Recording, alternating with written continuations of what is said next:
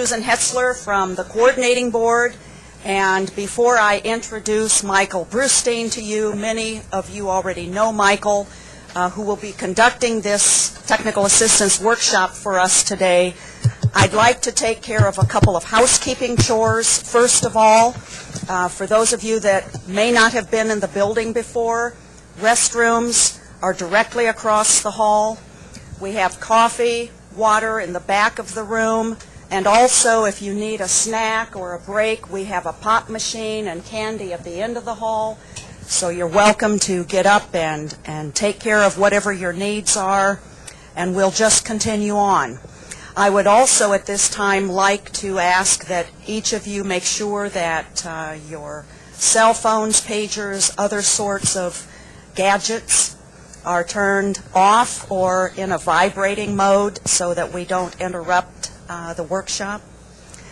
And also, for those of you who are in our remote locations, welcome to each of you. We know that folks from across the state are viewing the webcast today. And for those of you that are unable, if you could tell your colleagues and friends, we're also videotaping the workshop. So a tape of that will be on the Coordinating Board's website early next week, and at your convenience you can go and watch the conference from this morning. Also, unfortunately we don't have questions coming in from the field, but it's my understanding that Michael will entertain questions as he goes through his workshop this morning. So again, welcome to each and every one of you. We're absolutely delighted that you're here. And at this time, I'd like to have all of you welcome Michael Brustein.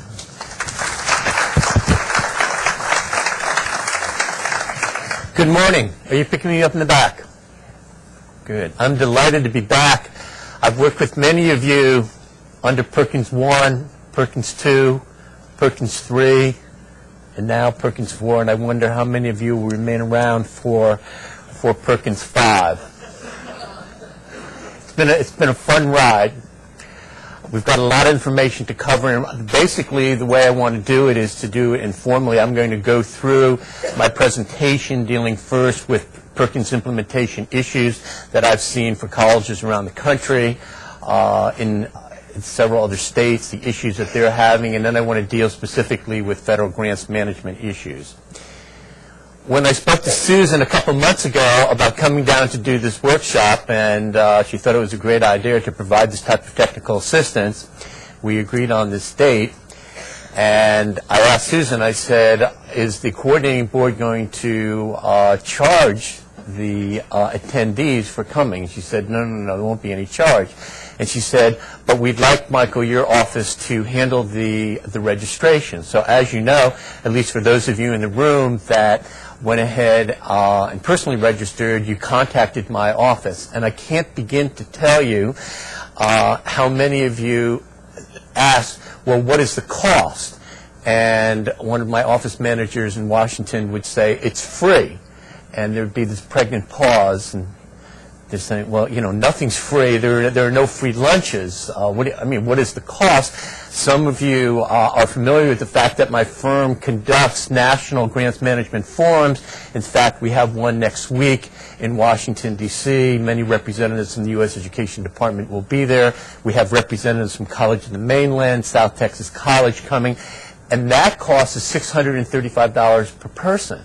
And here, this is for free, and you're saying, well, what's going on? So don't feel uncomfortable over the fact that there is no cost. If you feel uncomfortable, then view this session this morning simply as a sales pitch that you need our services to come on your campus, help with your internal controls, updating your governance manual, and so forth, and I'd be glad to work with you in the future. But don't feel guilty today about the fact that there is no fee for this workshop. I want to start with a little story. I'm going to be talking about politicians today and what politicians do, and sometimes how politicians mess up education systems. But let me start with this. While walking down the street one day, a politician is tragically hit by a truck and dies. His soul arrives in heaven, and he's met by St. Peter at the Golden Gate. "Welcome to heaven," says St. Peter. "Before you settle in, it seems there's a problem. We seldom see such a high official around these parts, so we're not sure what to do with you." "No problem, just let me in," says the politician. St. Peter says, "Well, I'd like to, but I have orders from higher up. What we'll do is have you spend one day in hell and one day in heaven. Then you choose where you spend eternity." "Really," remarks the politician, "I've made up my mind already. I want to be in heaven." St. Peter says, "I'm sorry, but we have our rules." And with that, St. Peter escorts him to the elevator, and he goes down, down, down, down to hell. And the doors open up, and he finds himself in the middle of a green golf course. In the distance is a swank clubhouse, and standing in front of it are all of his friends and other politicians who had worked with him. Everyone's very happy and in evening dress. They run to greet him, shake his hand, reminisce about the good times they had while getting rich at the expense of other people.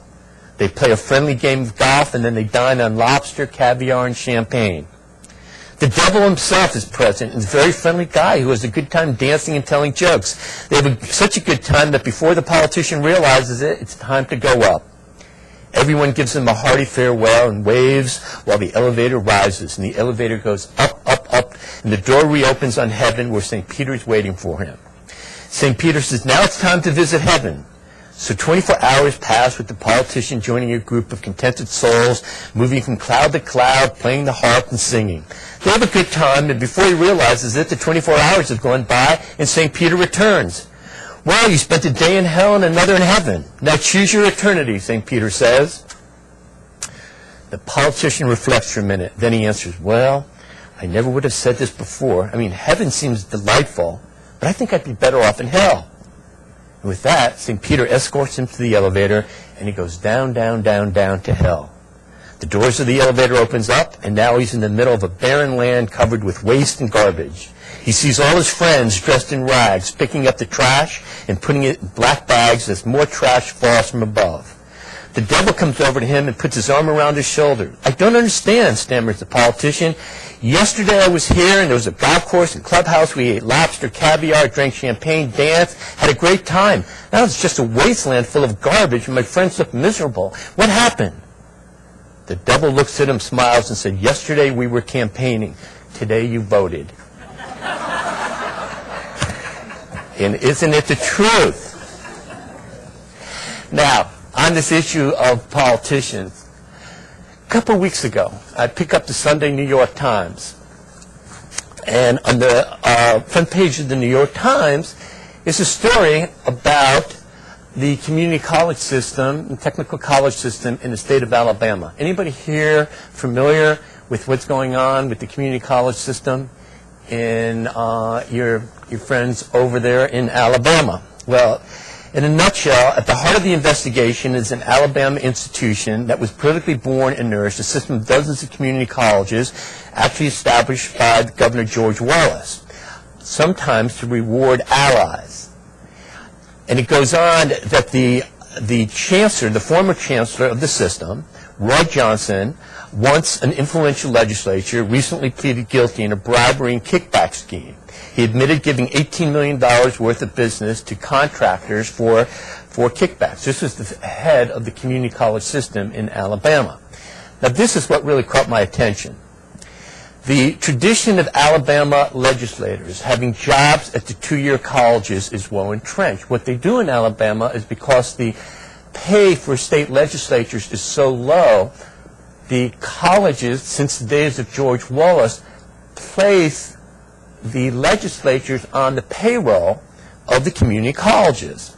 The question prosecutors appear to be pursuing is whether they do any work.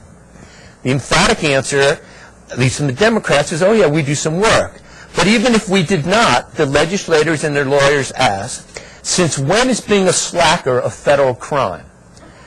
I read this, and I said, they're getting Perkins dollars at these community colleges to pay legislators who never even show up.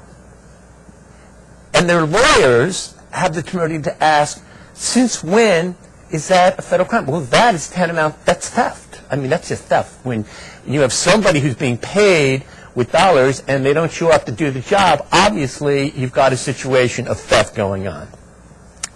Quote, you could put the whole universe in jail for that. Some folks just don't like to work, close quote. Well, yeah, I agree that some folks don't like to work, but this culture of saying, okay, because the legislature's salaries are so low in the state of Alabama, let's supplement their income with Perkins dollars, even though they don't have to show up and do any work on the grounds of the community college, that's going a little bit overboard. You're going to hear a lot more about what's going on in the state of Alabama. When I go through these issues this morning, both with regard to Perkins 4 implementation and with federal grants management, I am not giving you the official party line of the Office of Vocational Adult Education within the U.S. Education Department. By the way, in my view, they're wrong more than they're right, and that's really why we stay so busy. And I'm not giving you the official party line of the Texas Higher Ed Coordinating Board. We have staff here. I'm going to tell you what the federal law requires with regard to your plans, applications, budgets, how you spend funds, how you've got to report for funds, how you've got to submit your accountability data. My role is to tell you about what the federal law requires. Being a state-administered program, the state certainly is allowed to impose its own conditions and priorities, and we'll discuss that as we go along. This is an opportunity to put your issues on the table, and when we talk about the local plans and the local applications, let's put that right up front on the table. So let's start, and I'm going to be referring to the PowerPoint. I want to start on Perkins 4 issues with you. Last month, in early April, Susan came to Washington, D.C. to the meeting of the state directors of career technical education. And Susan sat in with me on a meeting with the legislative committee. And during that meeting, the organization, the National Association of State Directors for Career Tech, asked the directors, what are the real problems out there? What are the key issues with implementing this new law? And the first issue, if we make it too dark, folks are going to sleep. What is the key issue? And interestingly, to the organization, not to me, my role takes me to all 50 states, and I've heard this over and over again, is that colleges and districts for the first time are deciding to opt out of this law. Can they do that legally? Yes. The law is actually explicit and says that if a eligible recipient, a college, a district, a consortium decides not to participate because of the costs, because of the headaches, all the administrative requirements, the accountability requirements, there are no consequences. It's dissimilar to, say, No Child Left Behind. If a school district opts out of Title I of No Child Left Behind, there are severe consequences with regard to many other programs. But under Perkins, we are seeing college presidents say, wait a minute, is it worth it? Is it worth it to try to comply with everything that's being asked of us for the relatively modest amount of dollars that we are receiving under this program? Now, my objective here is not to dissuade anybody from participating in the Perkins Basic Grant or Tech Prep. It's just I want you to be aware of a phenomenon that is going around the country. And I think it's due in large measure to where we are with funding for Perkins and Tech Prep. Where we are is not where we should be. This program has been flatlined for 20 years at about $1.2 billion. We need a lot more money. The dollars are not coming, but we're getting many more requirements. Perkins 4 is much more prescriptive than Perkins 3, particularly on the accountability side. There's a provision that says there should be no unfunded mandates, that colleges should not have to pay with non-federal funds for requirements under this law. And yet many colleges are finding that very, very difficult to do. An example, and we'll talk more about this morning, is on this issue of third-party skill assessments. Many of you have been following this, I think, rather fascinating story about skill assessments. How are your colleges going to comply with the accountability requirements for skill assessments? The U.S. Education Department has been all over the block on this. Some of you, I know Lee Sloan, others were at a meeting in Savannah, Georgia in May of 2007 where the U.S. Education Department announced an initiative. They called it the Olympics. It was gold, silver, and bronze. And for 9 months, everything was, there would be the gold standard, third-party, industry-wide certification as a gold standard, then a silver standard, state-imposed test to a bronze standard, something down to end-of-course test scores by a professor or GPA, grade point average. And they said, well, colleges could start with the bronze standard and then move up towards the gold standard over the 5 years of your local plan. Well, that was in May. They drummed that beat for several months. And then over the winter, they repudiated it. And what did they replace it with? Well, they really didn't replace it with anything. And they really left the states, locals, and the colleges really at a loss as to how they were going to deal with that. So what happens? The law says all states had to submit their state plans no later than April 1 of 2008. On April 1, 2008, all 50 states submitted their plans.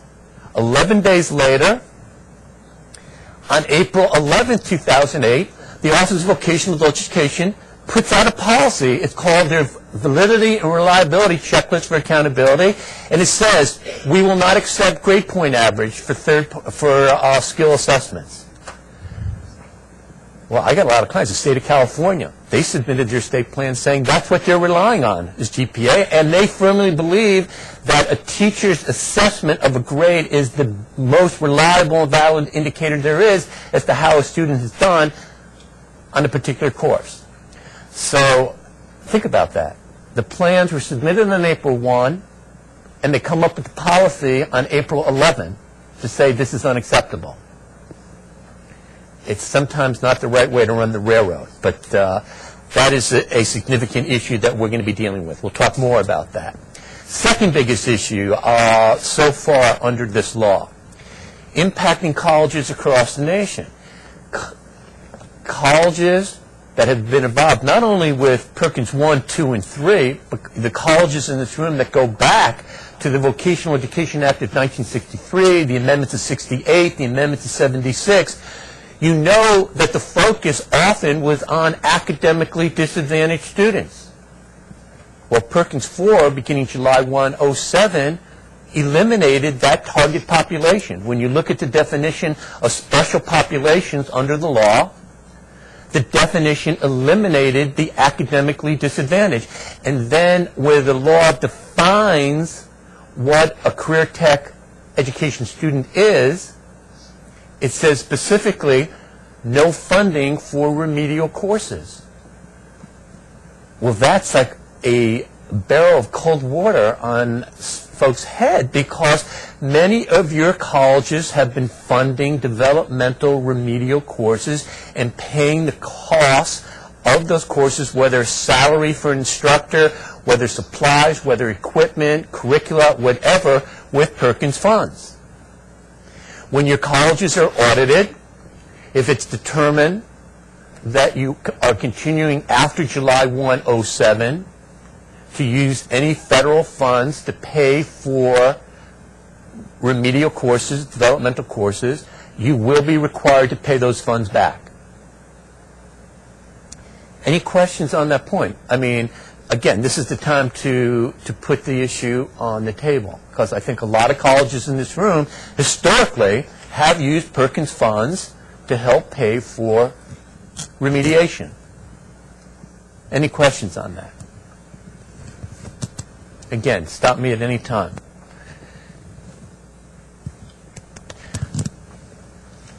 Aligned with this is the new definition of what is a CTE student. If we know, for example, that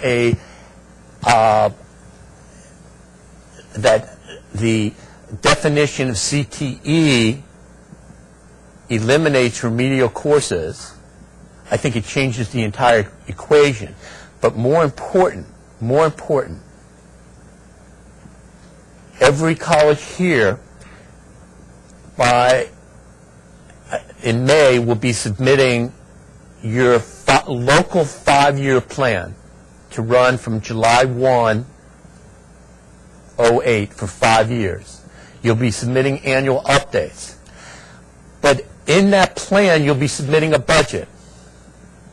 And that budget must demonstrate that the Perkins funds that you receive, and this applies to Tech Prep as well, the Tech Prep funds that you receive, satisfy this issue of allocability. Critically important. And that word, if you have any responsibility for Perkins or Tech Prep, you've got to understand allocability. It is the essential component of federal law.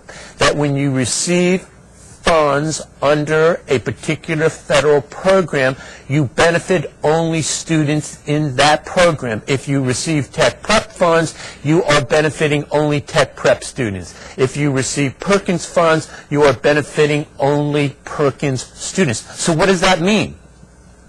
That means when you submit a budget and you include in the budget that you're going to use so much for salaries, is it only going for the salaries of those instructors, administrators, deans, coordinators, aides that are benefiting CTE students? And if you have faculty, administrators, deans that are benefiting both CTE and non-CTE students, then it is your responsibility to do allocability or proration. You have to prorate, and the proration goes not only to salary, the proration must go to equipment, supplies, curricula, professional development. If you're sending individuals to a workshop where they're going to be trained in an area that's going to benefit CTE and non-CTE students, go back to this term allocability. The burden is on you always to demonstrate that whatever funds you use under Tech Prep or Perkins are benefiting Tech Prep and Perkins students. Now, you're sitting here, some of you, and you're saying, he might say that as this Washington, D.C. lawyer, but we've been doing this for ages, and nobody's called us on it. So that being the case, you might sit here and say, since nobody's called us on it, maybe we'll continue that same policy. Be very careful if you do. If you maintain the posture, we will fly under the radar screen because we have successfully flown under the radar screen. I can stand here for days and tell you about how many other colleges have taken that posture and have gotten royally burned. Have gotten burned that through either a federal audit or a single audit, through federal monitoring or state monitoring, it has been revealed that you have not been using funds to serve Tech Prep students and Perkins students. Then you're in a position of having to return funds. Where do you get the dollars from to return to the state? Then you're in a situation where you're dealing with stories in the press, and you know how difficult it is, and once it hits the press, how do you rebut it? Then you're dealing with issues of morale, because people's jobs are very often on the line. So again, you can say, well, we haven't done that way. We haven't done a proration on the budget. I implore you that as you do your budgets, the whole focus coming out of Washington, D.C. now is risk management. They want to make sure that if you're using Tech Prep dollars, it is serving Tech Prep students. Perkins dollars, it is serving Perkins students. Again, what is a CTE student? Perkins defines career technical education. It does not find what a career technical education student is. That burden is yours. The definition has a number of clauses. They're all drafted in the conjunctive using the word and. Means you've got to satisfy every element of the definition. The key focus is on sequence of courses. Obviously, if you are running adult programs at night for someone to take a course on changing the oil in their car, that is not career technical education. We're talking about articulation. We're talking about integration. We're talking about programs of study. We're talking about sequences of courses. If the intent of the student is to take one course, they are not a CTE student and should not be the beneficiary of CTE funds, whether equipment, instruction, supplies, professional development, or anything else. And again, it allows for prerequisite courses.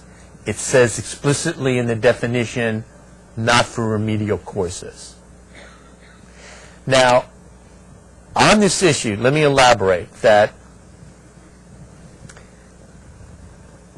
there is some legislative history tied to this. When I read the conference report that the House and Senate conferees put out to accompany Perkins 4, it talked about supplementary services for special populations.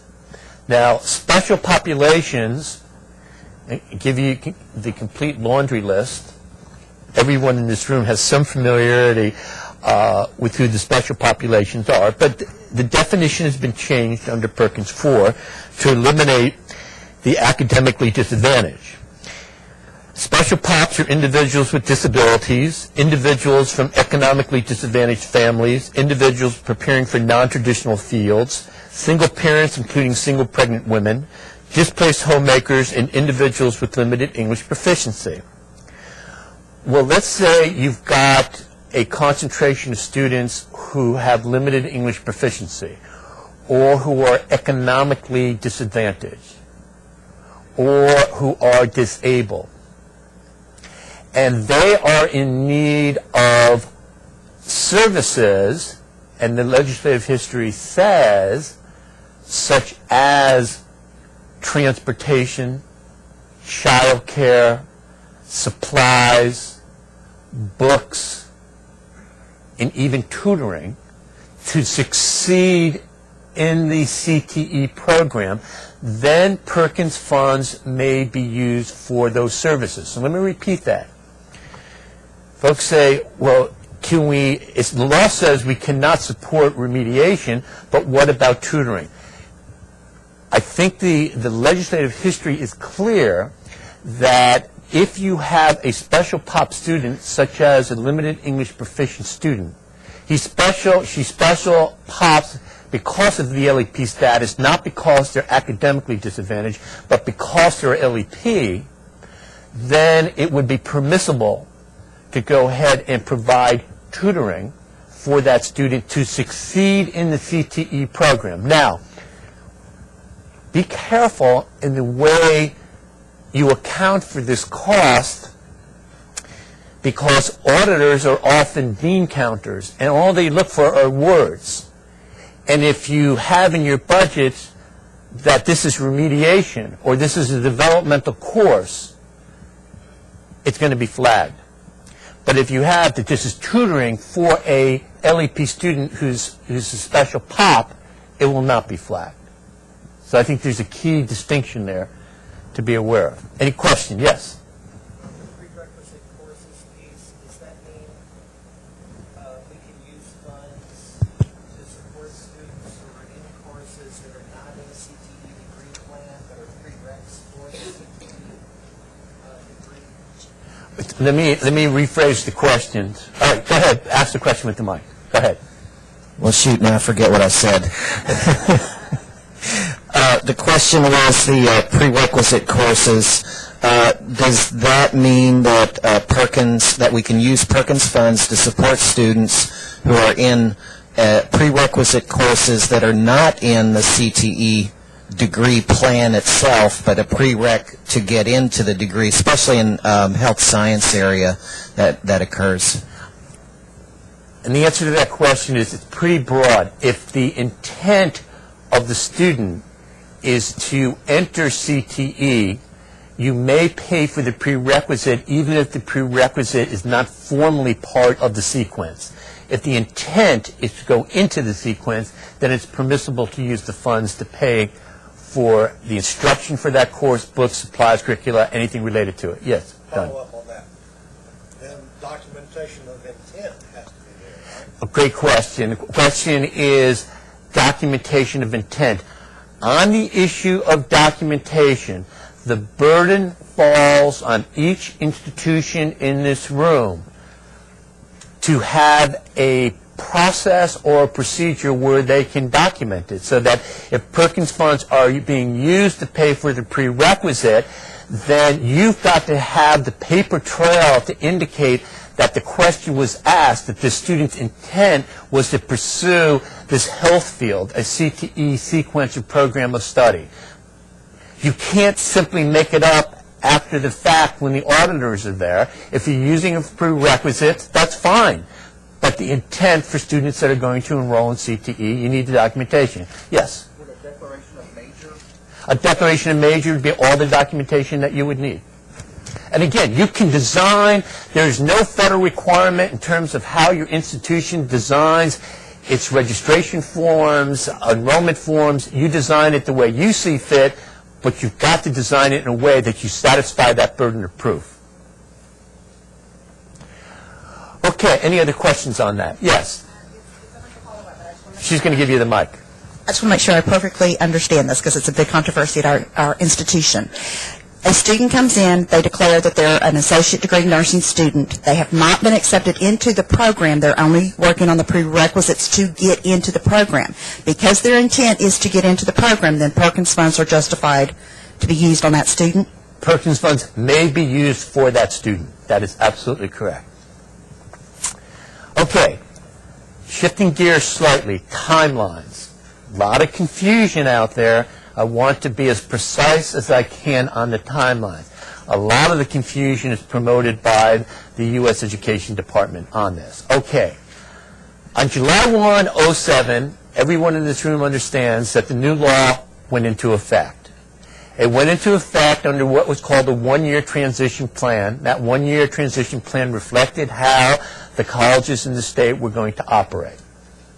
Under this transition plan, there was no requirement to comply with the accountability provisions for post-secondary institutions. They kick in on July 1, 08. On July 1, 08, right prior to that, Texas submitted a consolidated 5-year plan representing the views of both TEA and the coordinating board. All the provisions, including the accountability provisions of Perkins 4, go into effect on July 1, 08. Now that's the easy part. Now let's get to the more confusing part.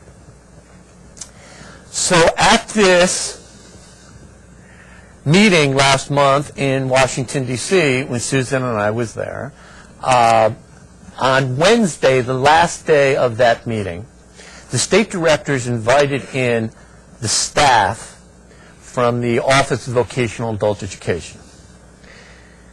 A couple of observations about that. One, by the time the feds showed up on Wednesday, because many of the directors had flown into Washington on prior Saturday to start their meetings, by the time the feds showed up on Wednesday, most of the directors had already left the city. Now, it's difficult to be away from your office for 5-6 days, but I think it said a bigger story. It shows, it's a bigger picture there. At least that's my impression. Some of you know I used to be a federal official. I was the attorney, I was the counsel for several programs, including the Career Technical Education Program when it was the U.S. Office of Education. At that time, there were over 150 professionals employed in what was called the Division of Vocational Technical Education. Now there are less than 2 dozen. Then the 150 or so, they were out of the trades. They were specialists in the area. For 10 years now, they have not hired specialists. They only have generalists. They do not bring people into Washington who have any specific knowledge of the way career technical education works. Yeah, but I think that they know more about it than the 22 and 23-year-olds on the Hill who write the law, because they know nothing about this. But anyway, you've got folks making policy in the Office of Vocational Adult Education that, in my opinion, have limited understanding of the way the processes work in the field. And again, I think it's another reason why we're so busy. They mess it up so often. But the point is, many of the directors had left by Wednesday. But they got up there and they did their dog and pony show. And I stayed and I was listening intently to some of the things that they were saying. So they said, oh, by the way, your plans are due on April 1, and we will review your plans in April. And then beginning in May, we will begin sending out deficiency letters to the states. And then there was this pause, this pregnant pause, and they said, these deficiency letters may stall the approval process for a July 1 effective date.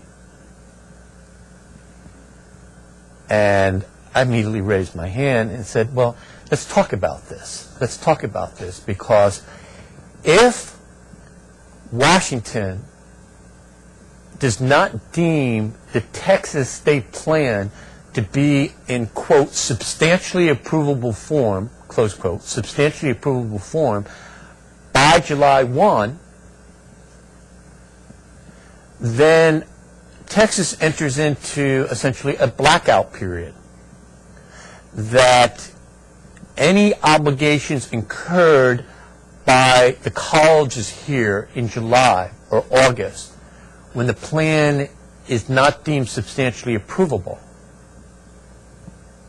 will never be able to be reimbursed with federal funds. So in other words, let's say that the federal award arrives in Austin on August 15th, and that is the date that the plan was deemed substantially approvable, was August 15th.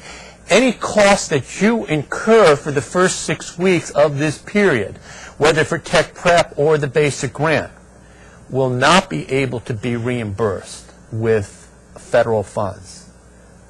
Those costs that you were intending to pay for with federal funds will not be able to be paid for with federal funds. So I reminded the federal staffers to be very careful in the way they handle this. Now, I want to talk to you more about this, because what applies at the state level applies at the college level. You are putting together your 5-year plans. They are going to be reviewed by Susan and her staff in the month of June. If the plans that you submit, whether your tech prep plans or your 5-year local plans, are not deemed substantially approvable by June 30, then even if the state plan is deemed substantially approvable, and your local plan is not deemed substantially approvable, any costs or obligations that you incur beginning on July 1 up until that time that your plan is deemed substantially approvable may not be reimbursed with federal funds. So this is kind of a word of warning here that we've got to be real careful. When may post-secondary institutions and tech prep consortia begin to obligate Perkins funds? The date that the local plan was submitted in substantially approvable form, but only if the state plan is in substantially approvable form by July 1. Yes? Question. Yes. The way Texas manages our grants, we submit the applications, but our year starts September 1 for the money that the state is receiving July 1. So money that anybody in this room, as I understand it, and staff are here, they can correct me if I'm incorrect. So the money that we're spending in July is the money from our plans that were approved last year under the transition plan. So when does this kick in for us? Does it?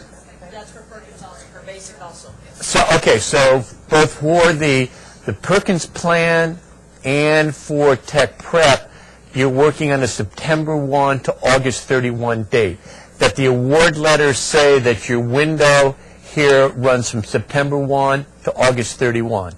Okay, then everything that I said would be applicable, but on that time frame. In other words, that if your plan is not deemed substantially approvable by August 31 for Tech Prep, thank you so much for pointing that out, for either Tech Prep or the basic grant, then costs incurred beginning on September 1 would not be able to be reimbursed. Now, but again, with regard to the state plan, does TEA work the same way? Do you know? Does TEA work from September 1 to August 31? I don't know. I think, I don't. TEA, I believe TEA works from a July 1 to June 30 year because that's the way they work under NCLB. So the problems, I guess, would be much more serious with TEA than they would with the coordinating board, since you've gone ahead and you're running it from the September 1 to August 31 basis. More questions? Yes? It's not a question. You can actually,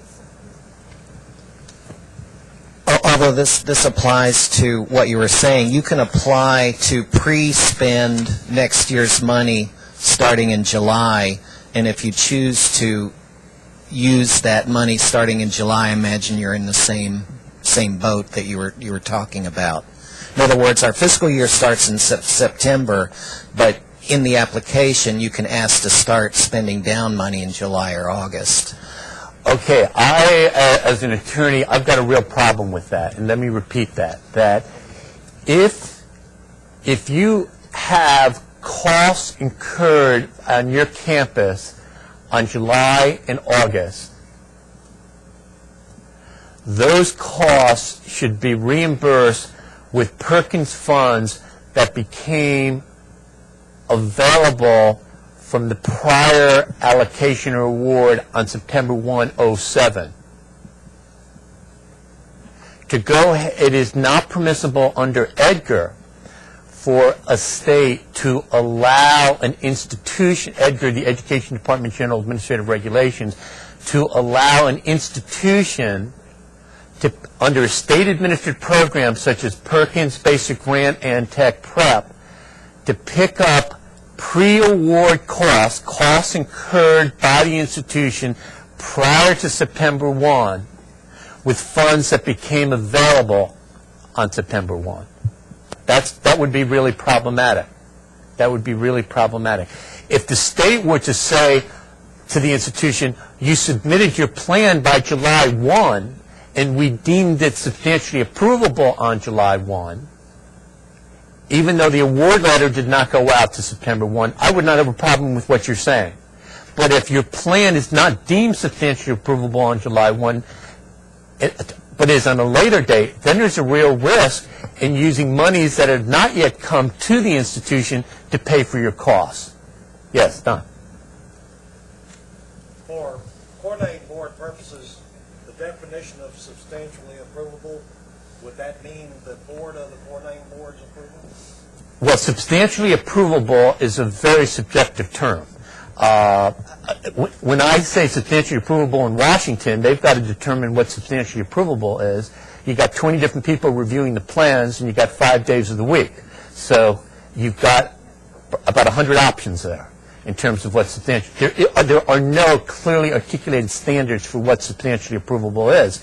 And I've seen in some states, substantially approvable is submitting the white pages of the phone book. You know, in other states, it's having everything done but the I's dotted and the T's crossed. So it really is up to the state on how they want to respond. Susan?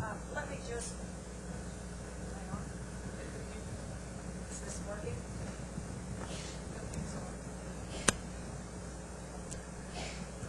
Now? Two comments. Let me follow up on the comment about using money July, August. Our funding cycle goes September 1 through August 31st, and that is not a procedure that we allow. If you're spending money July, August, it's the current cycle that we're in. If your institution is allowing you, because you've used your funds, to use institutional funds, that's an institutional thing. It's not a part of our grant. And so to pick up on what Michael was talking about, that, the funding cycle, we're looking September through August. The substantial issue in approving a state plan, we do have a substantial issue in Texas. Whether or not that will get in the way of the feds approving the Texas state plan, that issue is the funding split. Whether or not that sidetracks our state plan as substantial in delaying the approval is unknown at this time. But if we're looking for an example of what a substantial issue might look like, that could certainly be a good example of one. Thank you, Susan. Any other questions? Okay, on the issue of carryover, so we're all on the same page with this. Whereas most state-administered programs permit the college, the recipient, to carry funds over that are not obligated at the end of the first 12-month award period, that is not the case under the Perkins Basic Grant. Under the Perkins Basic Grant, funds that are not, if you have a September 1 to August 31 window, your allocation is $1 million. You only obligate $900,000 of that $1 million. You simply do not get to carry over that additional $100,000. That goes back to the coordinating board, goes back into the pot, and is reallocated in the ensuing year. That provision on carryover is not relevant to tech prep. As to why Congress, in its infinite wisdom, decided that funds could be carried over on tech prep and not carried over in the basic grant is well beyond my intelligence. I don't think they thought about it, to tell you the truth. Most states, however, do not even allow carryover on tech prep. They simply require those funds to come back as well. But tech prep is subject to the carryover provisions legally. Tech prep consortia are afforded the authority to carry over funds that are not obligated in the first 12-month period. Okay, fiscal issues. I want to start with supplement, not supplant. Major issue. Major issue now because of the economic downturn in the United States. As I travel the country, I see the economic downturn. I am a lobbyist for the state of California. State of California is facing a $20 billion deficit this year. They are laying off teachers throughout the entire state. Florida is subject to a significant economic downturn. As I was driving around Austin last night, it was hard to see evidence in Austin of an economic downturn.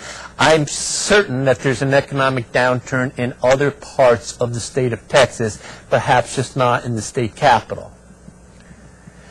But when you have an economic downturn, the issue of supplanting becomes real, because there's a tendency that if you're getting less support from your state legislature in state funds to carry out a CTE activity, there sometimes is an inclination to at least ask the question, can we now pick up that activity with federal Perkins funds?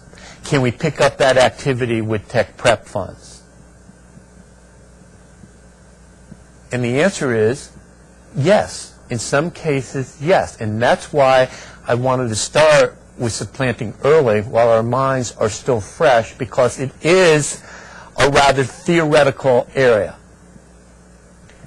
Supplanting, there is a provision in the Act covering both tech prep and the basic grant that the federal funds must supplement, but in no case supplant, state and local funds. The federal funds must go on top of state and local funds, not displace state and local funds. So auditors who are auditing your institution saying, I'm a pro at determining supplanting violations, and they look to two tests.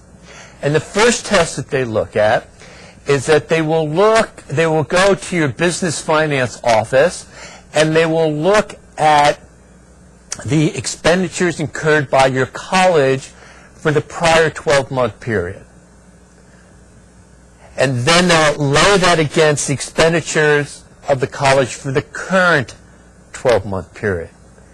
And they'll crosswalk and they'll see, has there been any shifting in the journals from an activity, a salary, equipment, curricula, professional development that last year was paid for with non-federal funds, but are being paid for this year with federal funds. So they simply look, has anything that occurred last year on your campus was paid for with non-federal and this year is being paid for with federal? And if they find that, they immediately raise the red flag and say, this is a presumption of unlawful supplanting. The second test that the auditors look at and the monitors is, are you using your Perkins funds to carry out an initiative, a policy of Governor Rick Perry? Are you using your Perkins funds to carry out a specific policy of the Board of Regents, of your local Board of Regents? Are you using federal funds to do something that you've got to do anyway pursuant to a state or local law? And if you are using federal funds to do something that you have to do anyway, it raises a presumption of unlawful supplanting. So those are the two tests. But there are presumptions. And the easier one that auditors use, is there a shift? Is there a shift going on from non-federal to federal? Well, in difficult economic times, sometimes it becomes necessary to do that shift. And there's been a fair degree of guidance that has come out from the U.S. Education Department, and it's now been incorporated in the OMB circular dealing with audits under A133. I'm going to elaborate on that later, which would allow essentially legal supplanting to take place. And the question that you need to ask at your campus is, what would our campus have done in the absence of the federal funds? Always ask, what would have happened in the absence of the federal funds? And if the answer to that question is that in the absence of the federal funds, the activity would have been discontinued. So, for example, if the state legislature cut funding to your campus by 5%, and your local regents met and said, this 5% reduction is going to result in the elimination of 10 positions, of which 3 are CTE, then you would say, in the absence of the federal funds, with this statewide reduction, we would have to eliminate 3 CTE teachers. Well, if that is the case, if in the absence of the federal funds, you would have no choice but to eliminate this activity, and that activity could be supported with federal funds, with Perkins funds, then it would be permissible to use Perkins funds to pay the salaries of those instructors who in the prior year had been paid with non-federal funds. This is important. So, legislature cuts funding, colleges got to eliminate positions, Some of those positions may be supported with Perkins funds. That rebuts the presumption. Contrast that to the following scenario. Your college president wants to upgrade the athletic fields at a cost of $100,000 and realizes that in this particular automotive program or nursing program, there's $100,000 of non-federal funds supporting it. So the president ingeniously says, well, we're simply going to take the $100,000 of non-federal support in the nursing program, transfer it over to athletic field improvement, and we'll fill the gap with Perkins funds. That does not rebut the presumption of unlawful supplanting, because in the absence of the federal funds, all you're having here is moving the pieces around and saying, oh, we're just going to move that over to the athletics. It's not the situation with the legislature simply saying, you've got to eliminate these positions. If you need, because of an economic downturn, to go down the road of shifting federal funds into activities that previously had been paid for with non-federal funds, you need the documentation. You need the minutes of your meetings of your local board of regents to say, in light of the state reduction, we're required to eliminate these positions. These positions certainly are supportable with Perkins funds, and therefore we are going to fill the gap with those funds. Questions on that? The slides basically spell it out. There are two situations: using federal funds to provide services that the state or local is required to make available under other federal, state, or local laws; using federal funds to provide services the state or local provided with state or local funds in the prior year. So if the state or post-secondary institution or local education agency demonstrates that it would not have provided the services with state or local funds, if the federal funds were not available, then you can effectively rebut the presumption. And this slide simply sets out where that guidance is from. Michael, Question? But none. given the situation where we have a reduction at the local level of Perkins funds, and we wind up during a particular year using institutional dollars to provide tutorial services, let's say, to CTE students. Then let's say a year later, based on our data and the formula, we are lucky enough to receive additional Perkins funds. And so then we decide to go back and use Perkins funds to pay for that tutorial services. Is that a situation of supplanting? Okay, let me ask you to clarify that for me. When you say we receive additional Perkins funds, that's a supplemental award? It's not your initial award, it's a supplemental award? In second year, the initial award goes up because we were able to demonstrate that we had more CTE students and we got a larger amount of state allocation than the previous year. So we used local money when the dollars dropped. Now that the dollars rise again through our allocation Of federal funds. of federal funds, Right. then we want to go back and use Perkins dollars for the tutorial services that during the previous year we wound up having to use institutional funds for. Okay, I think we've got to be very, very careful. Right. We've got to be very, very careful in doing this. Right.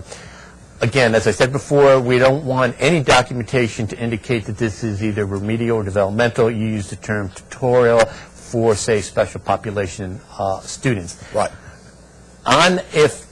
Because the cost was paid for for 1 year, an intervening year with non-federal, and then you've got more students, the increment can be paid for with the federal funds. as you know, you cannot use the Perkins funds to maintain. Right. You can, so therefore, if you had tutorial services provided to 30 students, and now you've got 40 students, the 30 students you would have to continue paying with non-federal. The increment is an expansion of your delivery, and you can pay for that with federal. Obviously, you would want your budget to set that out, that the increment is what's being paid for with the federal funds. Right. Thank you. Right. Any other questions on that? Okay, just quickly on interstate funding, I don't think any surprises here. No change from Perkins 3. At least 85% of the funds must go out to the field. As Susan said, there's still a significant substantive issue on the split between secondary and post-secondary. It had been 60-40 TEA, recommended shifting that to 70-30, resulting in a significant reduction to all the colleges here. I don't think that that decision is as yet cast in stone. That is a matter that's still being determined. But the decision as to how much between secondary and post-secondary, that is a internal state decision. It's not a decision for Washington to make. Okay, on the 10% reserve, what is Texas doing with the 10% reserve from staff? Is Texas are you utilizing the 10% reserve at all?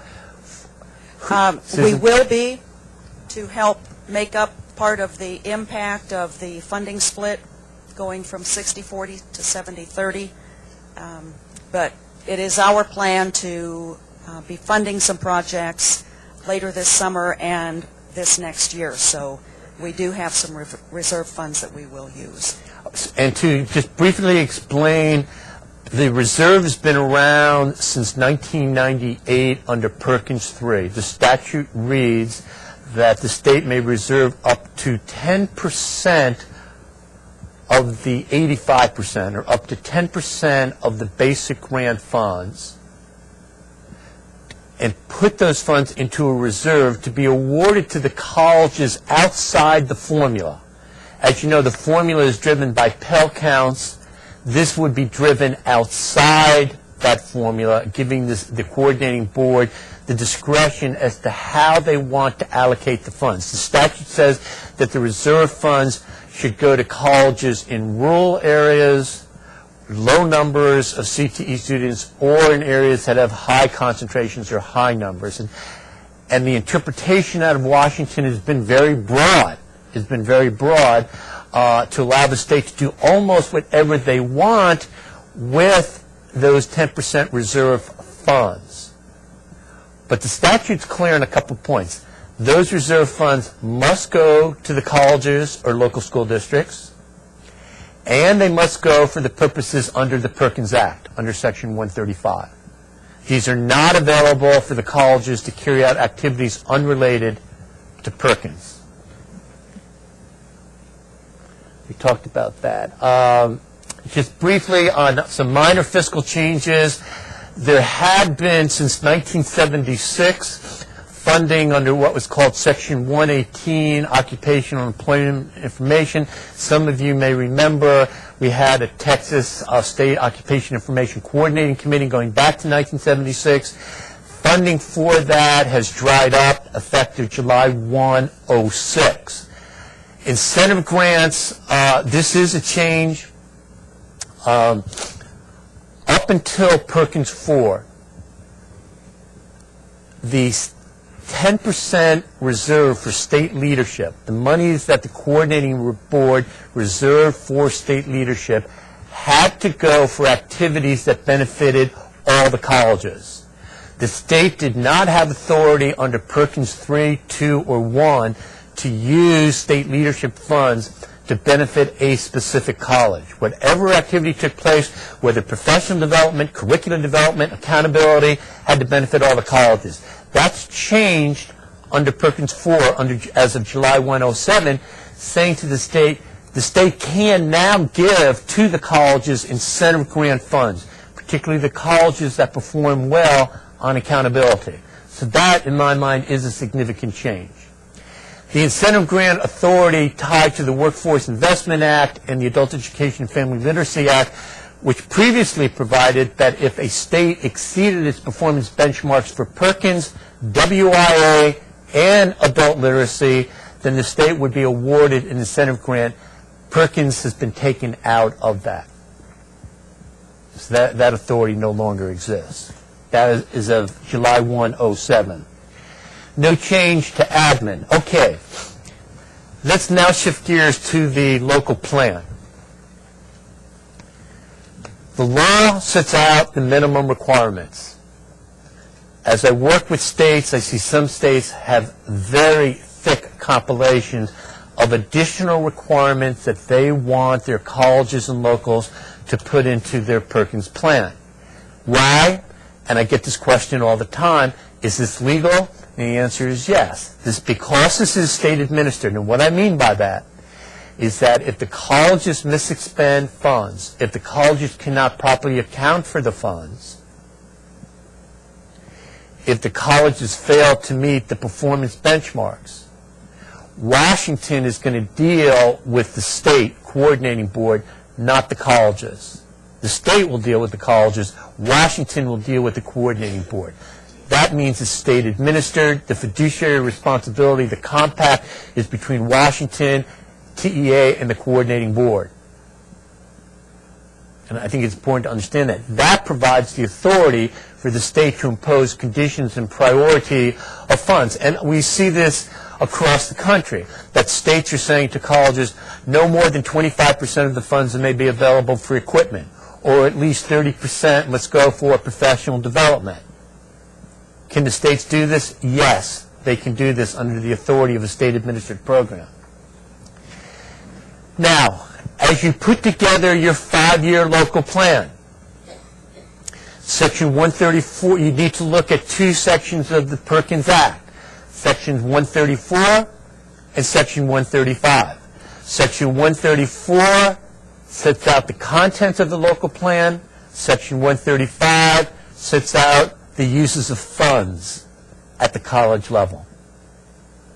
So beginning with Section 134, your plan has got to provide for at least one program of study. Now these words, program of study, I think are familiar to everybody in this room under Perkins 4. It never existed prior to Perkins 4. We knew them from Tech Prep as career pathways. The problem is that the Senate wanted to use the term career pathways. The House did not like the term career. They had to come up, and that is from the continuing battles from the old school to work days. With a lot of you, we used to work together on the old school to work days. They want to get rid of the term career, so they came up with a compromise, and they call it programs of study. But a program of study essentially is a career pathway, requiring articulation between secondary and post-secondary. And I have seen the programs of study that have been incorporated into the state plan, and how essentially they start at the 9th grade and they lay out a matrix of the courses that the students should take in the 9th, 10th, 11th, 12th, 13th, and 14th grades in each particular program of study. Describe how the colleges will encourage students to take rigorous and challenging core academic courses, programs aligned to rigorous technical standards, all aspects of an industry, size, scope, and quality, all carry over from Perkins 3, all carry over from Perkins 2. A couple of comments. This last one, size, scope, and quality, that is getting more attention lately out of Washington on monitoring visits. Those words, size, scope, and quality, are in every federal education statute. It's in adult ed, it's in Title I, it's in Title II, it's in all parts of NCLB. They're trying to put flesh on the bones of size, scope, and quality. Please take that to heart. When you put your budgets together to submit them to the coordinating board, don't fund some segregated remote activity that has no relationship to how you are going to try to improve your measures on the performance accountability. If you're concerned with how you're doing on skill assessments, if you're concerned with job placements, if you're concerned with program completers, if you're concerned with non-trad participants and completers, you want to use the Perkins funds to invest in activities that are of such size, scope, and quality to make a difference, to bring your scores up, and to show continuous improvement from year to year. So this is just my editorial comment on this requirement, size, scope, and quality. Your plans are going to have to set out specifically what you're doing with professional development, career guidance and academic counseling, community awareness strategies, teacher recruitment. Some of these are new, but you've got to provide the narrative in your local plan. Obviously, your performance targets and evaluating and continuous improvement with special emphasis on special POPs. Now, the term, I just threw this slide in. The statute defines what a program of study is. Incorporate and align secondary and post-secondary. Obviously, those of you in the room from Tech Prep, you've been doing this since 1990. Include academic and CTE content in a coordinated, non-duplicative progression of courses. May include the opportunity for dual credit at your college, lead to an industry-recognized credential, certificate at the post-secondary level, or an associate or baccalaureate degree. By the way, there is a fair amount of confusion on that issue of baccalaureate degree.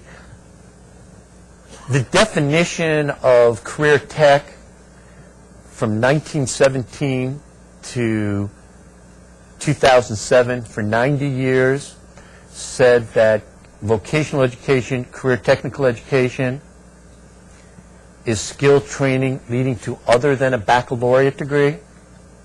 And then under Perkins 4, Congress drops the term baccalaureate degree and says skill training leading to careers, leading just, now why did Congress drop the baccalaureate degree requirement? And this is fascinating to me. I mean, as a lawyer, it's fascinating because when I went to law school too many years ago, one of the canons of statutory construction is that Congress does not purposely change a 90-year-old definition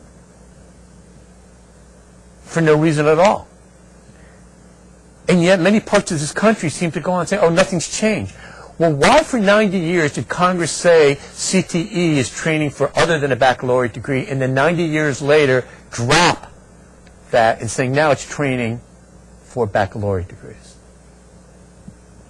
And a large part of the problem are the entrenched interest groups, particularly at the community college level, that don't want to see change. They do not want to see four-year institutions at the table. Now, today's Friday. If we had 10 officials lined up here from the Office of Vocational Adult Education, and you asked the 10, may four-year institutions participate in the CTE program, 5 of them would probably say yes, and 5 of them would probably say no. Maybe they haven't talked it out thoroughly among themselves. But I believe that Congress purposely changed its definition to bring four-year institutions to the table, because under the definition section, it defines post-secondary institutions as being the definition in the Higher Education Act, which includes 2-year and 4-year institutions. And the key is if the 4-year institution is offering associate degrees or training in the technical education area, and I've got to tell you, Colorado State does, University of Maryland does. I am seeing across the country, University of Connecticut does from my home state, more and more four-year institutions saying, we serve CTE students. We have the capacity to offer associate degrees. We have the capacity to provide career technical education training. And we want to be at the table. And I think that's precisely what Congress had intended. I think this debate will go on for a while. I know my colleagues back in the National Association of State Directors think differently. They don't want anything to change. But I think there's a reason that Congress changed the 90-year definition. I comment here that on programs of study, we build on tech prep, career clusters, career pathways. State obviously develops these programs of study in consultation with locals, and I firmly believe that all the foundation elements are in place. The question I ask you, why does the legislation say one program of study? I don't know the answer to that.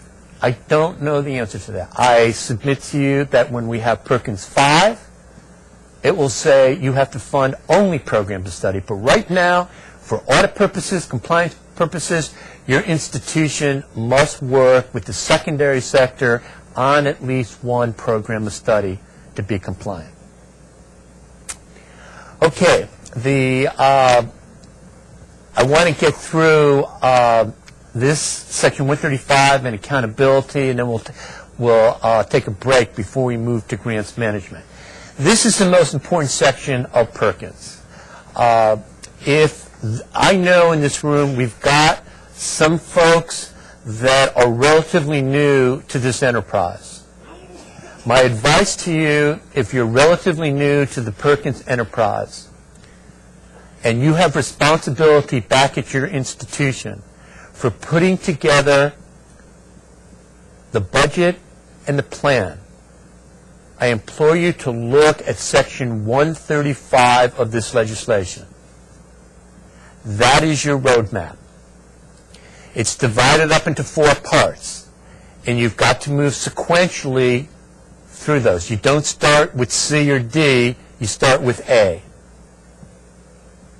And A is a standalone provision that says that whatever funds you get under the basic grant, those funds must be used to improve your CTE program. That verb improve has meaning. And that meaning does not include maintain. Okay? Which means you cannot put together a budget to submit to Susan's office and simply say, we are going to use the Perkins funds to do same old, maintain what we have been doing in the past. That is not the purpose of these federal funds. The purpose of these federal funds is to improve what you are doing. That means new, expanded, revised, modified, new technology in some way. It means that if you are using the federal funds to pay the salary of a faculty member to do the same old curricula, don't use federal funds for that. Use other funds for that. That's a standalone provision. When there were regulations under this program, and there were regulations from 1963 to 1994, when all the regs were rescinded, the regs define the word improve to have a 3-year time span. An activity is deemed improved, new, revised, expanded for up to 3 years. If it's successful after 3 years, then continue it with non-federal funds and move the federal dollars into some other activity. So when we had regs, there was a 3-year rule. That's a useful guideline. So you get through the first gate, 135A on improve, and then you get to the second gate. In the second gate, and I'll show you in the next slide, sets out 9 mandatory elements. Perkins 3 and Perkins 2 had 8 mandatory elements. Perkins 4 has 9 mandatory elements. They added 1, and I'll point that out to you. But what's important is the federal policy behind Section 135B. Federal policy provides that the colleges here are not, I repeat, are not required each year in your budget to spend your federal funds on those 9 mandatory elements. Let me repeat. Federal policy provides you are not required each year to spend your Perkins funds on those 9 mandatory elements. However, and this is an important caveat, you must satisfy those 9 elements each year, which means that if you are using state or local funds to carry out some or all of those 9 elements, that's fine. You do not have to use the federal funds on those elements if you are using your own funds on those elements, which then allows you to move down to Section 135C, which are the 20 permissive elements, such as equipment, such as school business partnerships. So let me repeat that. You do not go, you go from 135B to 135C if you satisfy the mandatory elements, but you are not required to use federal funds if, in fact, other funds are being used to satisfy those requirements. Then the funds move down to Section 135C. And then Section 135D, very straightforward, no more than 5% is available for administration. So, with regard to the mandatory elements, 9 as opposed to 8, but 2 changes. Strengthen academic and technical skills through integration, academic, technical. But this one, under Perkins 2 and 3, link secondary and post-secondary education, including through programs of study. They added this clause. This was here, the linking of post-secondary and secondary, but they said through programs of study. That is a modifying change from Perkins 3. And again, you've got to fund 1 program of study. Provide experience in all aspects of an industry, develop, improve, expand technology, provide professional development, develop and implement evaluations, initiate, improve, expand, modernize programs, sufficient size, scope, and quality to be effective. And then the new one, number 9. And number 9 was permissive under Perkins 3, now mandatory under Perkins 4. Provide activities to prepare special POPs for high-skill, high-wage, or high-demand occupations that lead to self-sufficiency. And what is high-skill, high-wage, high-demand? That's determined regionally. There is not necessarily any state or national standard for that. That would be determined regionally.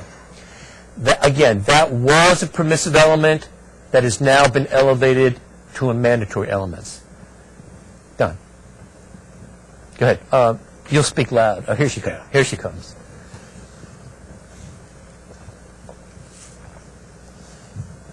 This particular point has been real controversial in terms of the high skill, high wage, high demand. So the question is, must each program identified by a college as eligible to receive Perkins funds, must that meet the requirement of either high skill, high wage, or high demand? Or is this only focused on meeting special populations? Great question. 2 answers. First answer is it's set out in the disjunctive. It's high wage or high skill or high demand. Second part is that under Section 135B, it talks in terms of special POPs. The vast majority of states that I have worked with in developing the plans have transposed this on the entire delivery system. They said that whatever is funded by the colleges, they want it to be high wage, high skill, or high demand. Can they do that? They do that under the auspices of the state-administered program. So to answer your question, the statute refers to special POPs. Most states have gone ahead and said it's across the board, but it is in the disjunctive. A couple states, Arkansas submitted its plan saying it's got to be high wage and high skill and, high demand. That was a determination that the state made. Okay, then you get through the second gate of what's mandatory, you go to the third gate now of what's permissive. Same things that were permissive under Perkins 3 are permissive under Perkins 4 with certain additions. Activities that facilitate transition from 2 to 4 year colleges, entrepreneurial education, development of programs of study, development and support of small personalized career learning themes. Now this next to last bullet, please underline that particular one. This is a brand new approach. This verb, pooling a portion of funds with other recipients for innovation. This says to a college, I'm going to get together with a neighboring college or a consortium of colleges where we are going to pool our funds together for the benefit of all the colleges in a new area, something that we don't have the cash ourselves to go down this innovative road, but we're going to work with other colleges to do it. And Congress is encouraging that, and you do not need the authority or approval of the coordinating board to do it. This is purely a local discretionary decision. Now, let's say 3 colleges decide each to put in $50,000. And they identify one of the colleges to serve as a fiscal agent for the 3. Each college is still responsible for its $50,000 and reporting back what happened to that $50,000. You don't shift the burden to the fiscal agent of this new consortia to say that the fiscal agent has the responsibility now to account for that $50,000. You are still responsible for that $50,000. However, you have the flexibility to enter into a consortium to pull these dollars. We've never had this authority before. It's now in place. Question? Use the example of the 3 colleges. Could it also be? Use the example of pulling 3 colleges. Could it also be secondary, post-secondary, and tech prep? Well, what it says is that pooling a portion with other recipients. Recipients have got to be LEAs, school districts, post-secondary institutions. The recipients under the basic grant are not tech prep consortia. They are LEAs or they are post-secondary institutions. They are not tech prep consortia. Can you enter into contractual relationships with tech prep consortia?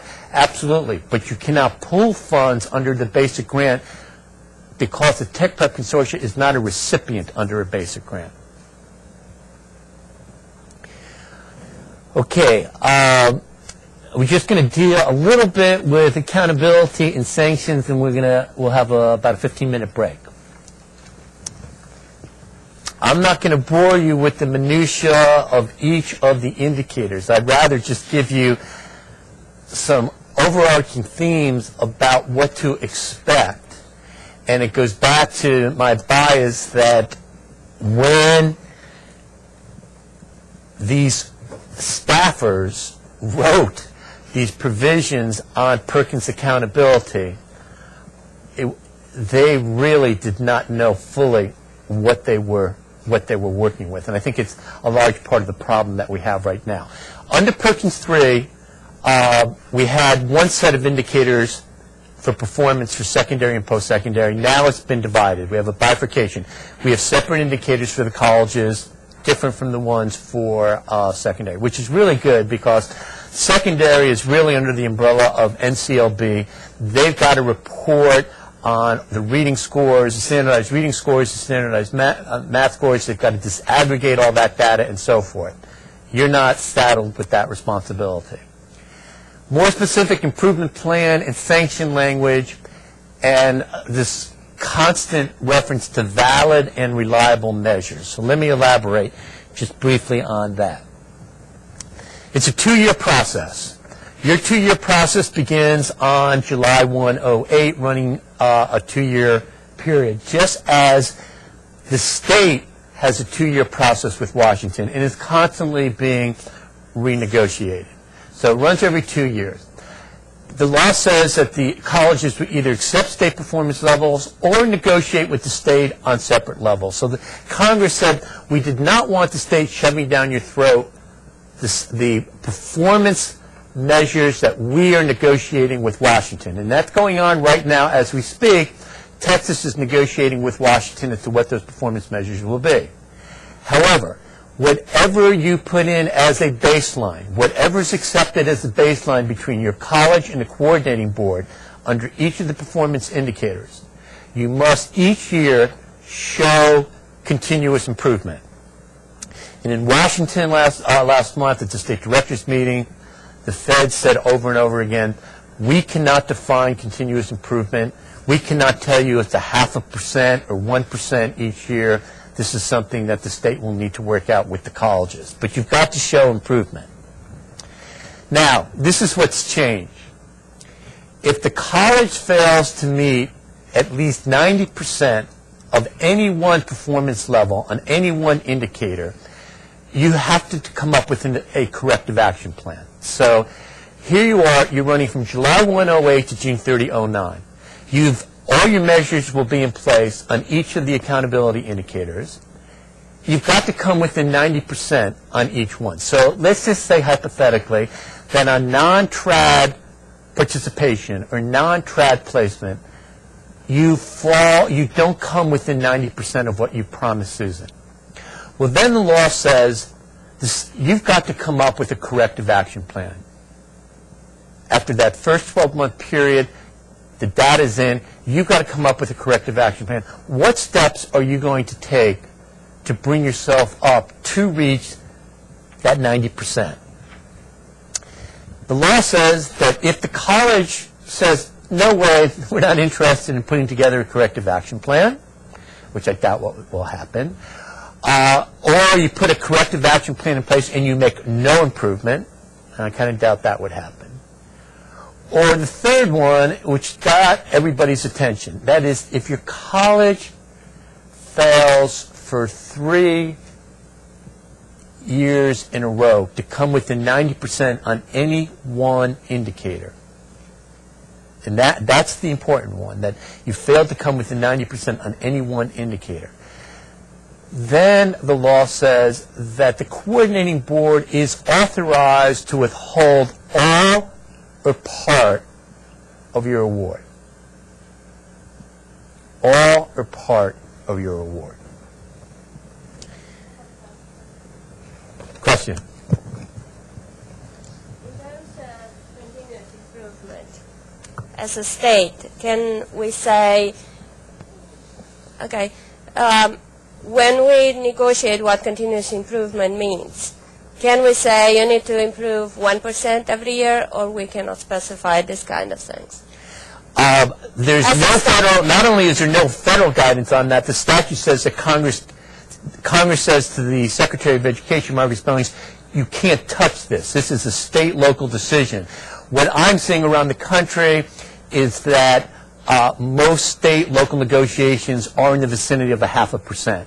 They'll say, we want to see 0.5% would satisfy continuous improvement. So we can specify a percent. The state. That's right. The state. That's right. Okay. That's right.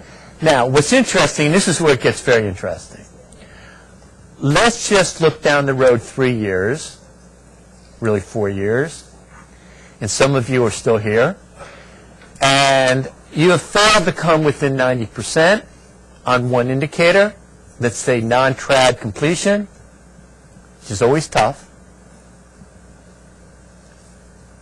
And the statute says that the coordinating board is authorized to withhold all or part of your allocation. Well, what does the law say about that?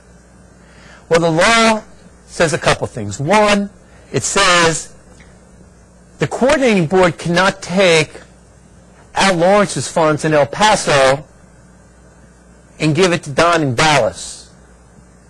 No.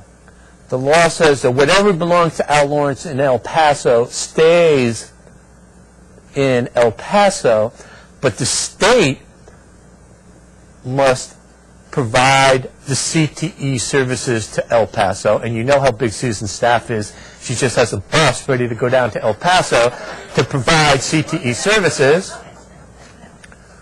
Or the state can work with another district to come in and provide the services to the students at El Paso Community College. And you know politically that's just not going to happen here in the state of Texas. So, again, there are only two options. Either the state provides the services or they look to another college. And I don't think either of those options. So, in most instances in the United States, I don't think the states are going to withhold monies. However, and this is an important however,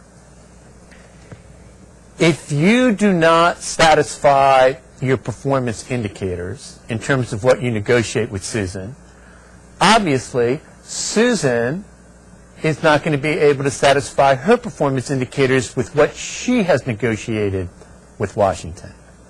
So what is the consequence of that?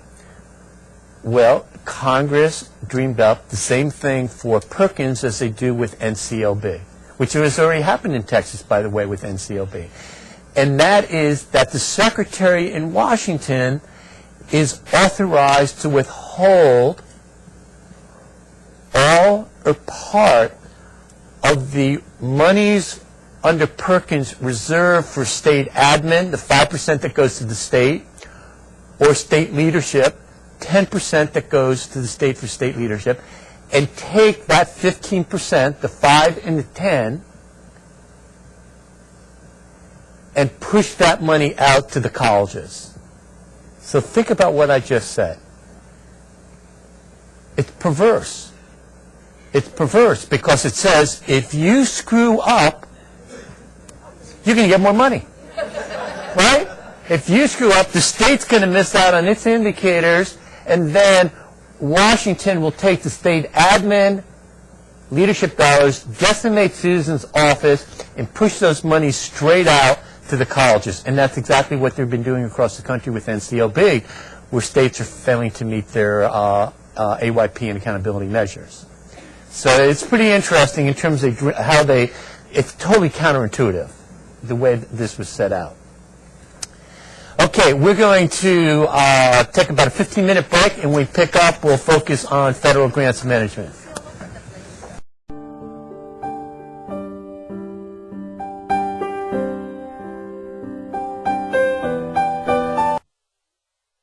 Before we finish this morning and you get away back to headed home, I want to be sure that everyone in the room understands a couple of things that are happening at the coordinating board right now in terms of the access to the website, the materials, the data, all of those kinds of things. I'm not sure that you're aware that the coordinating board has outsourced those IT functions. That was a part of consolidation of IT resources at 27 state agencies, came out of 2005 legislation. So as we've transitioned over to sending things to IBM, they're the ones that got the contract for these state agencies, I can't post anything on our website. I have to submit a tracts, it gets assigned, it gets put into production, and it gets sent off-site. I know that you're trying desperately to get into the RFAs so that you can begin your planning for next year. And it says, coming soon, coming soon. It was my understanding the data that you need should have been available last week, and we're still waiting for that. It's been uploaded. It's up to someone else to post it. That's something that's totally and completely out of our control. So be patient, bear with us, check the site often. As we go forward next year, we'll be so far ahead of getting things ready for when you need them, that this isn't going to happen again. But it's an unfortunate situation, and we just have to work within the parameters that we've been given. Several of you were not aware that we've extended the deadline to May 30th. And if, for some reason, that we continue to experience delays in getting the data resources to you because you need that information for planning purposes, if we need to extend the deadline into June, we will do whatever we can do that's within our ability to assist you. So I'm still hopeful that even yet today, those data will be there so that you can begin to use them. If not, I've been assured Monday, but I thought that was last Monday, so I'm still waiting for Monday. But please be patient, and again, call us if we can help. Thanks, Susan. Okay, we're going to shift gears from the programmatic side to the fiscal administrative side. Before I do, a couple folks came up at the break and asked the same question, and it really wasn't a question, it was a complaint, and that is, they said, no way is my institution going to show continuous improvement with regard to both non-trad participation and non-trad completion. We simply cannot get males to enroll in certain courses.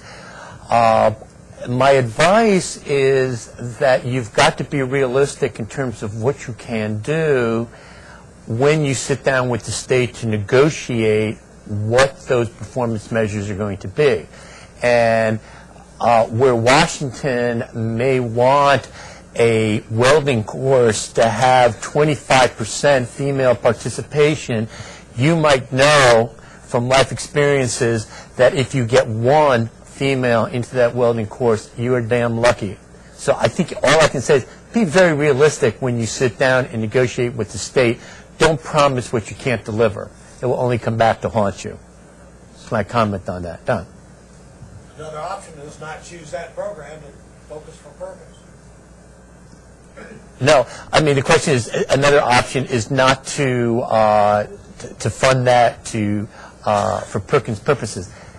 The policy for about 30 years out of Washington is that when you do your accountability, they want the accountability done of your CTE delivery system.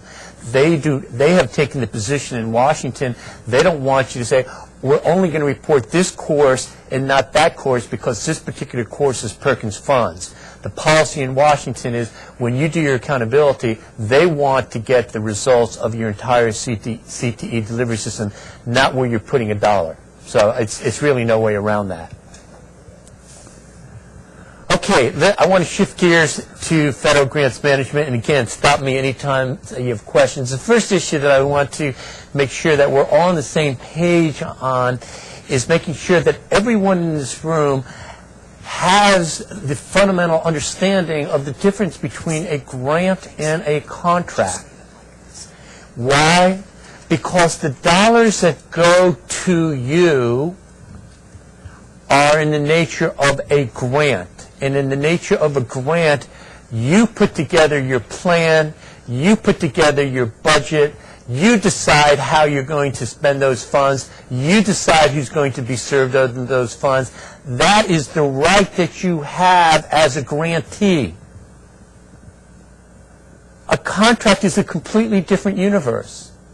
The coordinating board is not giving to you a contract, they're giving to you a grant. If the coordinating board gave to you a contract, it would be very specifically spelled out in terms of the deliverables.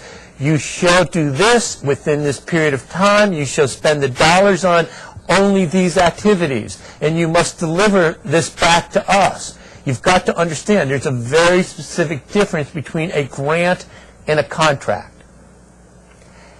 As a grantee, you do not have authority to further grant those funds. Only Congress decides who the grantees and sub-grantees are. You do not have that right. Can you take the dollars that you receive under your grants for both tech prep and the basic grant and enter into a contract? Absolutely. You can contract out for whatever you want. You can contract out for professional services, you contract out for equipment, you can contract out for instruction, but you cannot further grant the dollars. Granting provides very specific rights and obligations which only Congress gets to decide. Now there's some confusion here with regard to tech prep, and let's talk about the tech prep confusion. Tech prep is comprised of a partnership or a consortia of secondary and post-secondary and other entities such as business organizations. The eligible recipient of tech prep funds is the Tech Prep Consortium. It's not the LEA, it's not the post-secondary institution. The statute's crystal clear. The eligible recipient under Tech Prep is the Tech Prep Consortium. It has a governance structure. That governance structure, which is the consortium, might decide that the college should be the fiscal agent or the LEA should be the fiscal agent. But that's a decision not made by the college or the LEA. It's a decision made by the eligible recipient, which is the Tech Prep Consortium. That is the grantee. The grantee for Tech Prep is not the college. The grantee under Tech Prep is not the LEA. It is the consortium. They, as a governance structure, make the decisions. If they want to delegate to the fiscal agent how much should be the salary of the executive director, what should be the per diem rules on travel, so be it. It's a responsibility of the consortium to make that delegation. So we've got to be real careful here with our terms. Can that Tech Prep Consortium issue grants? No. It can issue contracts. It cannot issue grants. They may share the monies with the partners who make up that Tech Prep Consortium, the LEA and the post-secondary institution, but those aren't grants. They're all part of the consortium. The fiscal agent essentially is responsible for making sure that the monies go to the LEA or to the post-secondary institution, but they're not making sub-grants to the high schools, for example, in that geographic area. Any questions on that? It's real important that we get our terms defined. Question?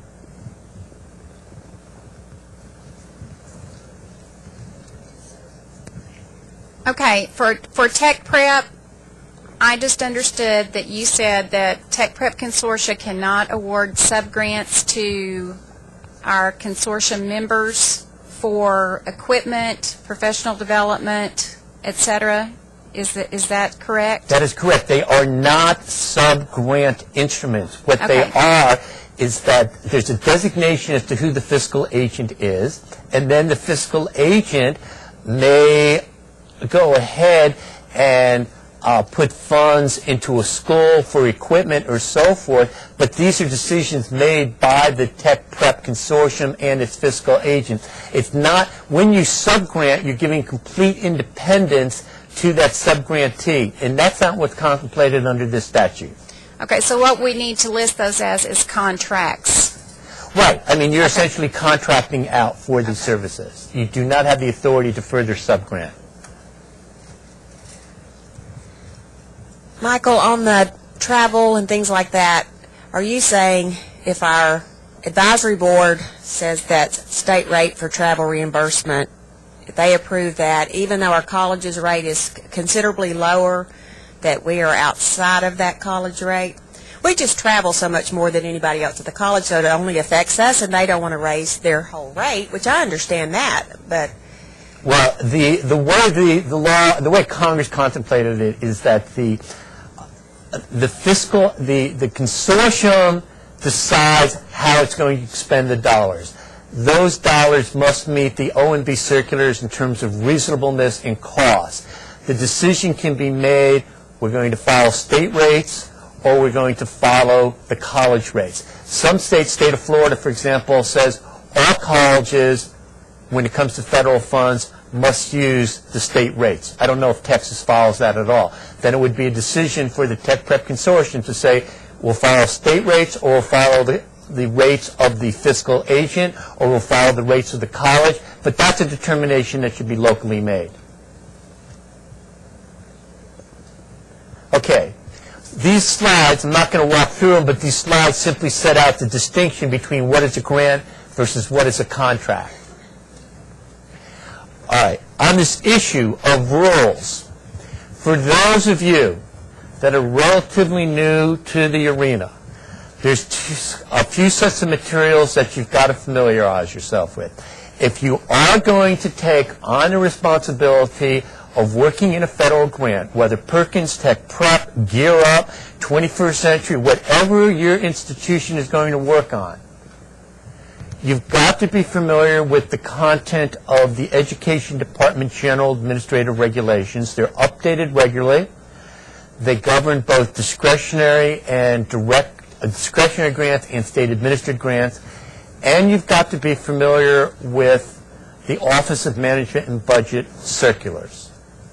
And many of you have heard the story many, many times that when School to Work was first enacted back in 1994, the first entity in the United States to get funding directly from both the U.S. Department of Labor and the U.S. Education Department was right here in Austin, Texas. The Mayor of Austin, the Chamber of Commerce here in Austin put together a 501c3, a nonprofit. It submitted a grant application to Labor and Ed. They both got funded to the tune of approximately $1 million. They were set up for a $2 million budget. They brought in as an executive director of this new nonprofit a gentleman from Dell Computer who had no prior experience working with federal grants. In my opinion, that nonprofit ran two terrific programs. But at the end of 12 months, he got a call from the Inspector General's office in Dallas and said, "You were the model. You were the first to be funded from both Ed and Labor. We're coming in 2 weeks. We're going to audit your books." And the gentleman says, "What are you going to audit?" And then he says, "Compliance with A87."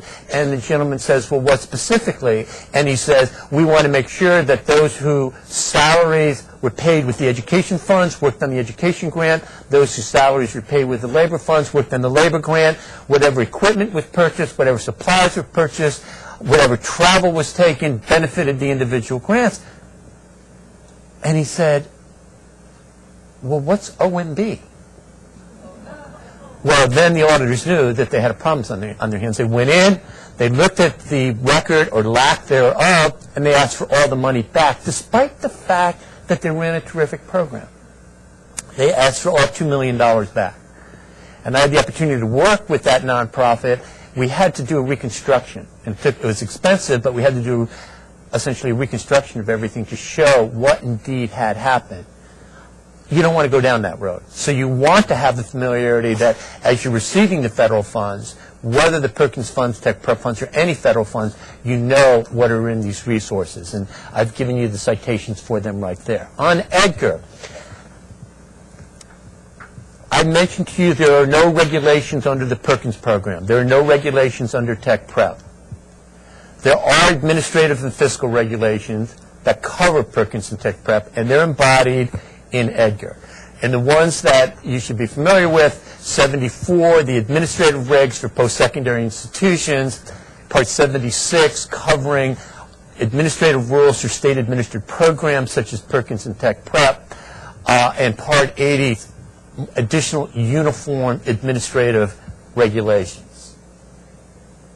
Some additional sets of Edgar regulations. Now, on Part 7480, should you be familiar with this? Well, what does it include?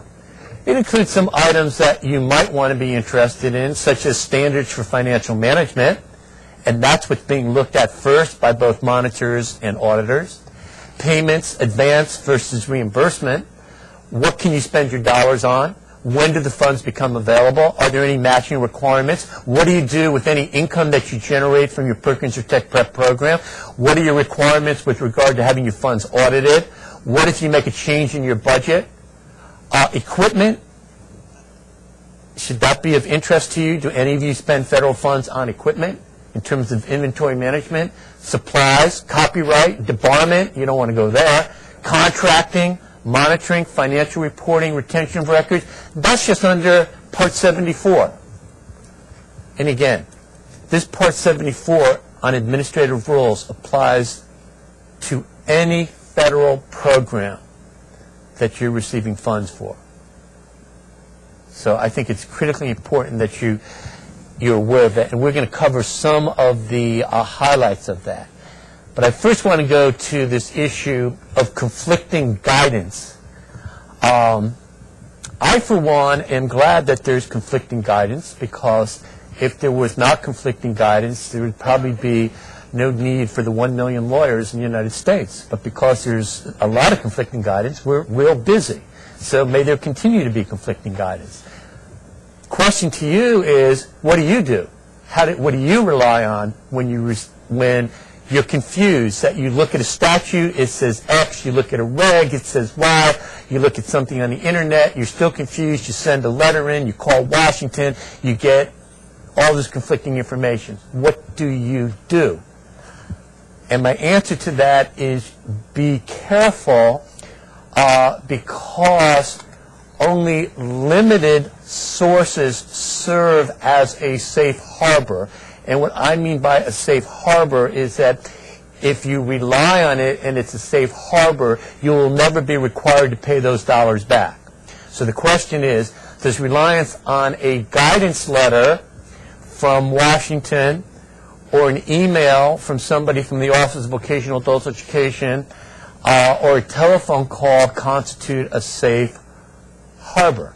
And the answer is no.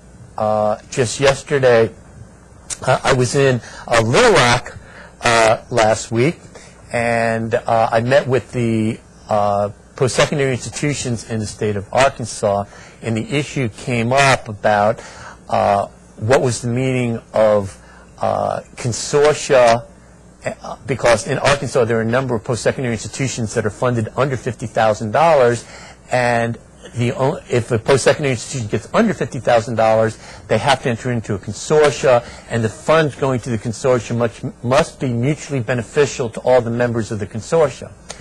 So I gave some advice on that in terms of cases, and of course someone from the state office called Washington and got a contrary view and emailed me and said, well, this was the contrary view out of Washington, and I simply emailed them back and said, well, this is what keeps me busy, because what you've gotten from what that person told you is completely contradicted by the case law. But if you want to follow that, that's fine.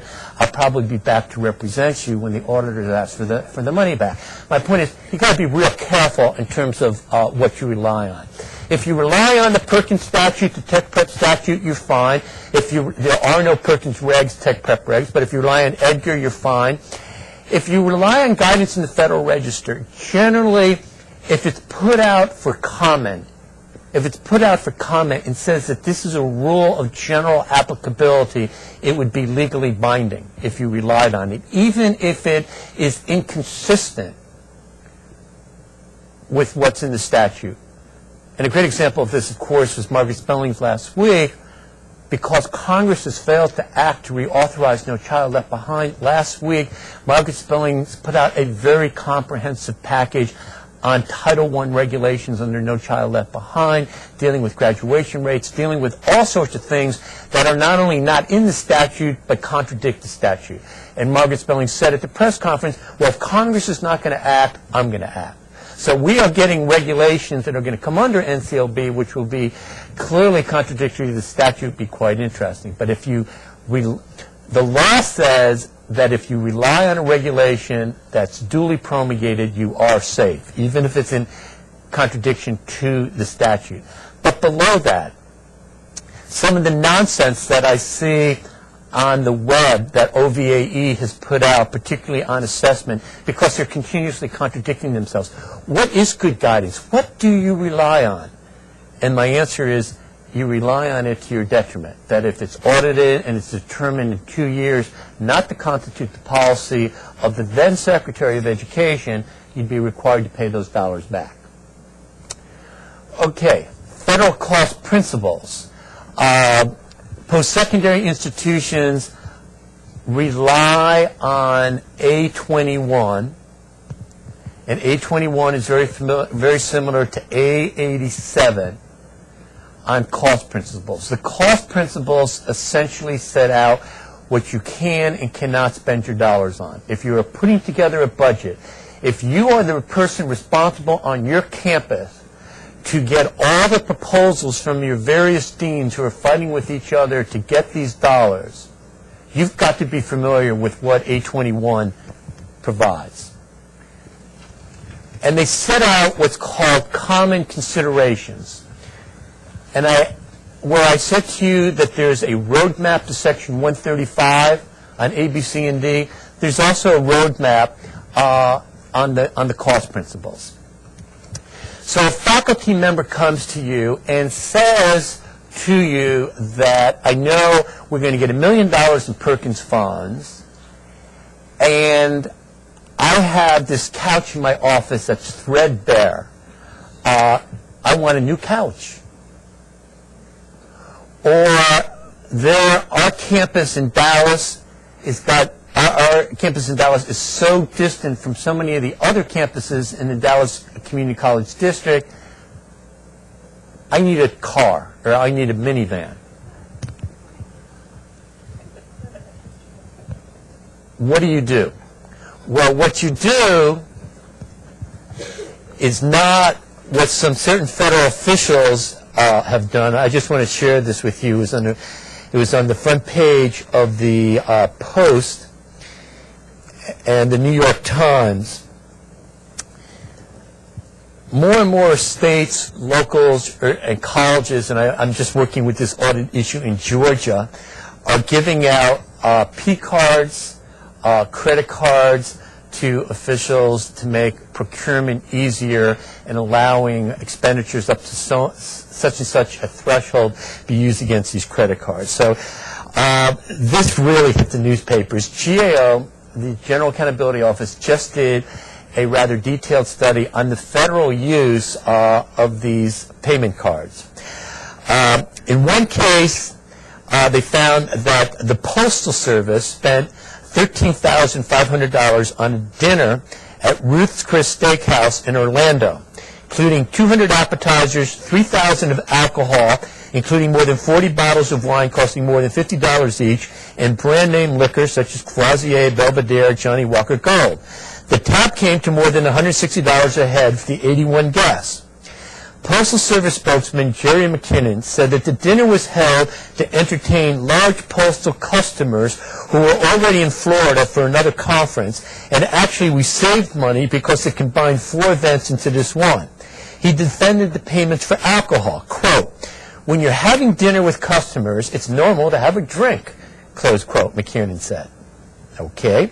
In another case at the State Department, a cardholder spent $360 at the Seduction Boutique in Ecuador to buy women's underwear lingerie for use during jungle training by trainees of a drug enforcement program. Okay. 4 Defense Department cardholders charged more than $77,000 at Brooks Brothers and other high-end clothiers for tailor-made suits and other items, including $7,000 in purchases the week before Christmas. A NASA employee bought 2 $400 iPods for personal use of a supervisor whose name was engraved on the iPod. At the Agriculture Department, a cardholder spent $80,000 on a Toyota Land Cruiser and Toyota Sienna to be shipped overseas and used by the agency, largely to take advantage of a large chunk of money that needed to be used before the end of the year. That's at the federal level. Well, I deal with this all the time, and that's why it's important to spend some time on federal grants management. We see abuse take place at every level, not only at the federal level. I talked to you about Alabama, where the colleges have simply put people on the payroll to help supplement their salaries because their culture is, there's no crime to be a slacker. The state director of career technical education in Massachusetts made off with $17 million in Perkins funds by funding projects that had already been funded to his dead aunts and uncles. The superintendent for the elected state superintendent for the state of Georgia, Linda Schrenko. What were the internal controls there? Well, the internal controls in Georgia said that the chief state school officer had authority to sign checks as long as the checks were under $50,000. Well, what she did in a 48-hour period was she signed 24 checks for $49,950 each, and took that money and, one, had a facelift, which she had, and two, decided to run for governor against Sonny Perdue. Well, she lost the primary. She's now in prison. That was just lack of internal controls there. And I could go on and on and on. Too many of my clients are in prison. They don't listen. They don't listen. So when you are putting together the budget for Perkins or Tech Prep, and they come to you and they say they want exotic lingerie, or they want a new car or a new couch, you need to ask some questions. And the question is, the first question you've got to, is it necessary for the Tech Prep program? Is it necessary? Is it necessary for the Perkins program to have that couch, to have that car? And they will give you their rationale and the justification. And let's just say hypothetically that you believe them, that it is necessary. Well, then you go to the next level, which is the cost reasonable? Sure, they need a car, but do they need the Cadillac, or can they get by with the small Chevy? The question is it reasonable? And the reasonableness test is, what would a prudent person do in comparable circumstances? So if you're going to a conference, if you're going to my workshop in the first week of December in Las Vegas to get professional training, it's at the Planet Hollywood. You can get the rack room at $119, or you can ask for the penthouse suite for $1,500 a night. Well, the reasonable person would go with the $119 for the rack rate, not the $1,500 suite. So, is it necessary? Is it reasonable? And then you get back to the first issue that I raised this morning on allocability. If you're satisfied that what they want to go in the budget is necessary for the program, you're going to fund a welding program, you're going to fund a nursing program, and the cost for the equipment, whatever, is reasonable. Who's it going to benefit? If it's going to benefit 100% of the Perkins students, only Perkins students, that's fine. But if it's set up so it's going to benefit 50% CTE and 50% non-CTE, then you're required in the budget to set out a proportionality plan. Because obviously you're not going to use Title I funds to benefit non-Title I students. You're not going to use special ed funds to benefit non-special ed students. You're not going to use Perkins funds to benefit non-Perkins students. Obviously legal under state and local law, where you may have even more prescriptive rules in place. Other basic considerations as you're putting together your Perkins budget, you want to make sure that it conforms with the terms of the Perkins grant, Section 135, any rules that the state adds. If you're submitting a budget that includes both direct and indirect costs to the state for approval, you've got to make sure that everything's consistently treated. If you know you're going to have a cost for computer technology, air conditioning, facsimiles, whatever, you're not going to charge that both as a direct and as an indirect charge. Your finance business people want to make sure that you're putting your budgets together in accord with generally accepted accounting principles. There's no match here at your particular level. Net of applicable credits, you're putting in that you're going to purchase 10 Dell computers. Dell's giving a $50 rebate on each computer. You get a check for $500. That's not the college's money.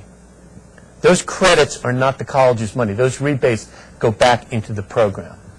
And the most important, adequately documented, because if you run the best Tech Prep program or Perkins program, it doesn't matter if you cannot document it. Again, the name of the game is not only making sure that the funds you spend are allowable, but that the burden of proof is on you, that you can prove that what you spent those funds for meet the requirements of the federal law. You've got to be able to prove that. What must you document? Here's the slide that will set out exactly what must be included in your documentation. What we are seeing across the country now in audits is a change that took place in 2007 on the audit requirements, saying to auditors, when they come in and they audit your college, they've got to check internal controls to determine whether there are weaknesses in your system. So, for example, we just saw a major federal audit coming out of Elizabeth, New Jersey, where the school district retained the purchase orders and the invoices and the checks for all the equipment that it had ordered, but they did not have as their internal controls receiving information to indicate that what they ordered, in fact, was received and when it was received. So they said there was a weakness, a significant weakness in the internal controls of that particular school district. Now, on A21 and A87, the one area that is going to get you really, give you more migraine headaches than any other is the direct charging of salaries and benefits. And the rules that I want to talk to you about over the next few minutes cover any federal program. Any federal program. The rules are the same. And the caution here is that virtually all 150 federal education programs allow funds to be used for salaries of administrators, deans, coordinators, counselors, teachers, whatever. That is where the bulk of funds go, to pay for compensation and for benefits. So it's not a question of whether you can do it. Yes, you can do it. It's a question of how do you do it? How do you do it? Do you maintain the correct systems in place to do it? And let me just give you, and I know a number of you have heard this rap from me before, but I want to make it as straightforward as I can, and please, please stop me at any time it appears to be confusing. The colleges are receiving funding under the basic grant. Under that basic grant, funds are going to be used for program delivery, which could include salaries, supplies, equipment, professional development. Up to 5% may be used for local administration. So just under the basic grant funds, you have at least two cost objectives. One cost objective is program delivery, and the second cost objective or function is administration. Then Susan said that they are going to hold back 10% or up to 10% of the funds under this reserve and allocate those under a different competition to the colleges. The reserve funds also constitute a separate cost objective. So that's your third cost objective. Some of you in the room work on both the basic grant and tech prep. Tech prep is a separate cost objective. And then some of you in the room work on Perkins and non-Perkins. Some of you work on Perkins and activities totally unrelated to any federal funds. And some of you in the room work 100% on Perkins or 100% on tech prep or 100% on administrative tasks. So the first question is, you've got to determine what cost objectives your employees are working on. Employees who work 100% on one cost objective, say tech prep, or 100% on CTE program delivery. If you work 100% on an activity, you have no effort to distribute because you've got 100% on that activity. And if you work 100% on that activity, the federal requirements are very easy. The federal requirement simply asks for a semi-annual, a 6-month certification by the employee that for the prior 6 months I worked 100% on this one cost objective. And you are fully compliant. The problems start where you have employees who are working on 2 or more cost objectives because those employees are distributing the effort. And when you distribute effort, you've got to make sure that your funding sources are precisely aligned with the effort. You are only paying people, not like in Alabama, where they're paying them without showing up. You are only paying them for the work that they do on a particular cost objective. Let me share with you this anecdote. I was contracted with the prior governor in Arkansas, Governor Huckabee.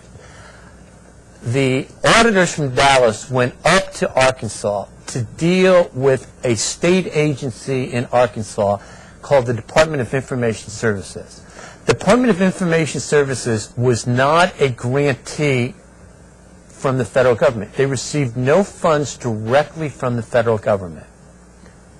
What they received were millions and millions in federal funds from all the other state agencies, the State Workforce Education Agency, the State Department of Education, the State Labor Agency. About 20 state agencies were getting federal funds.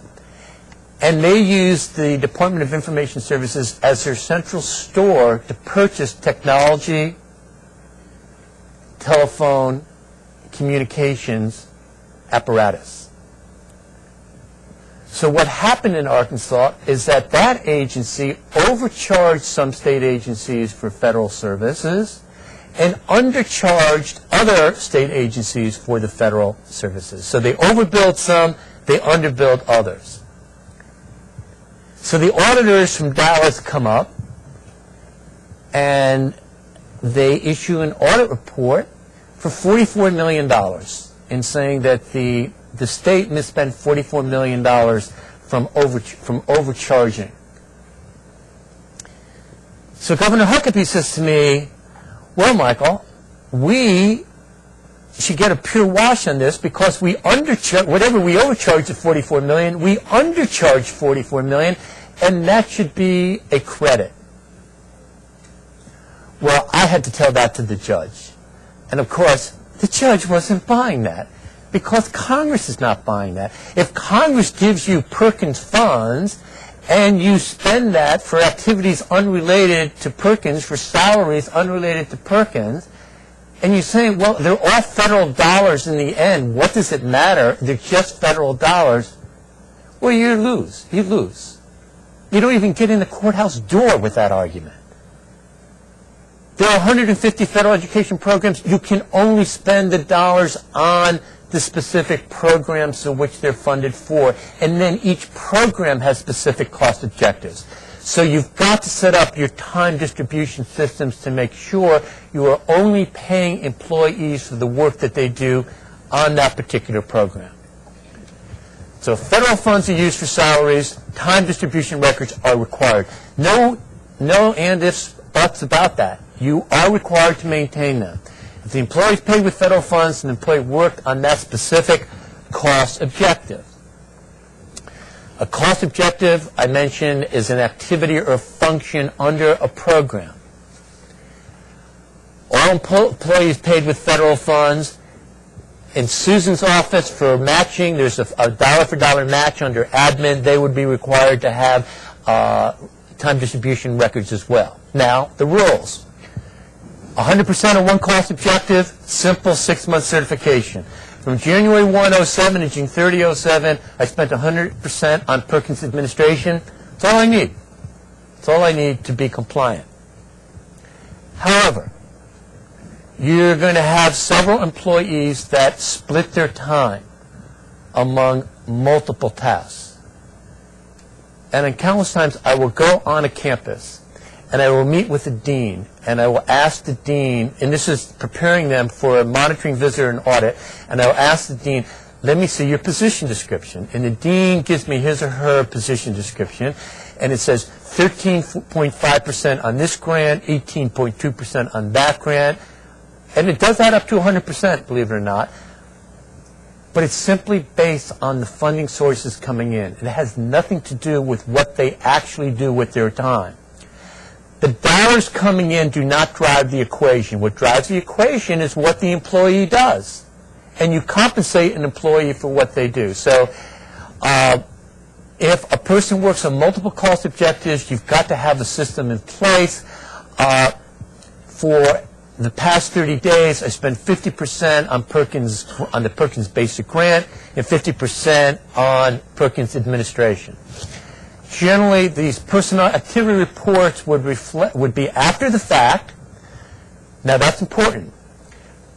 You are sending to the state by the end of May budgets. Budgets are going to include FTEs, full-time equivalents. All that is on your part is a guess. It's a projection. How many full-time warm bodies do we need to carry out this particular cost objective, whether tech prep or Perkins? That is a guess. A budget is not legally binding. What is legally binding is something that sets out after the fact, the documentation after the fact, what happened during the prior 30 days. Accounting for 100% of the employee's time, done at least monthly, signed and dated by the employee. So it's an attestation that during the prior week or 2-week or 4-week period, I worked so many hours on X and so many hours on Y. Or this percentage on X and this percentage on Y. And you're required to be paid based on what those percentages are. Not what you budgeted, but what you do. Yes? On the signed and dated, kind of conflicting opinions. I was curious as to your opinion. Should it be signed and dated electronically if that person is only running it? Do you feel it can electronically go in with it? I'll repeat the question. The question was, can you use electronic systems that date and sign electronically? And the answer is absolutely yes. Absolutely yes. You can use electronic system. That we've tried that case many times. Yes. I have a hypothetical here.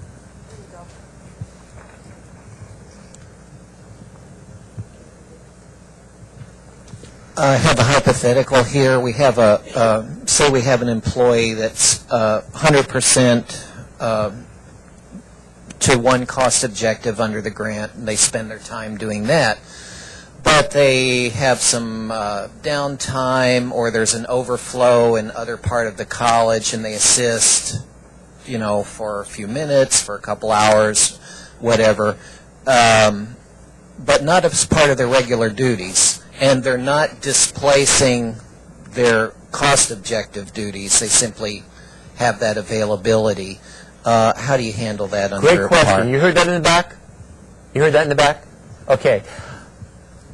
The rule that we've litigated and has been the policy of the department now for about 30 years, it's called the de minimis rule, de minimis from the Latin.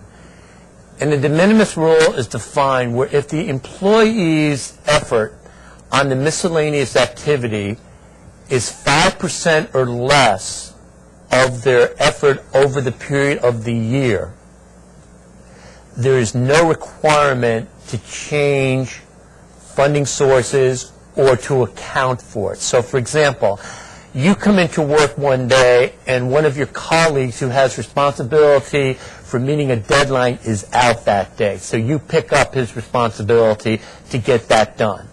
Or a administrative person is answering the phones for someone else when they go on vacation in a different area.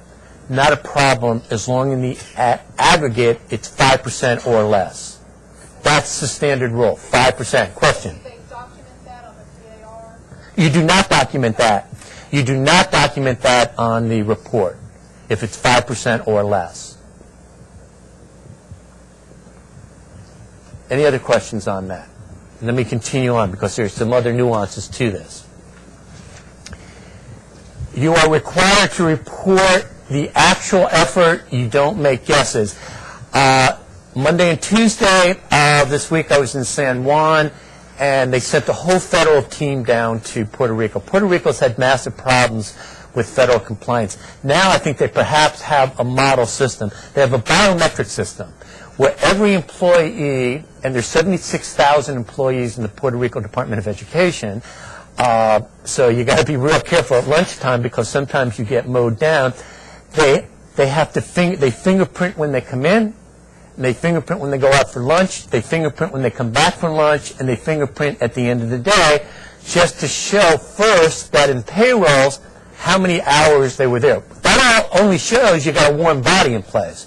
Does not show what you do. Then they have very detailed procedures now for documenting what they do during the course of the day. But what's key here is that it is based on what the employee does, not what you think they're supposed to be doing, not based on what has been budgeted, but on what they do.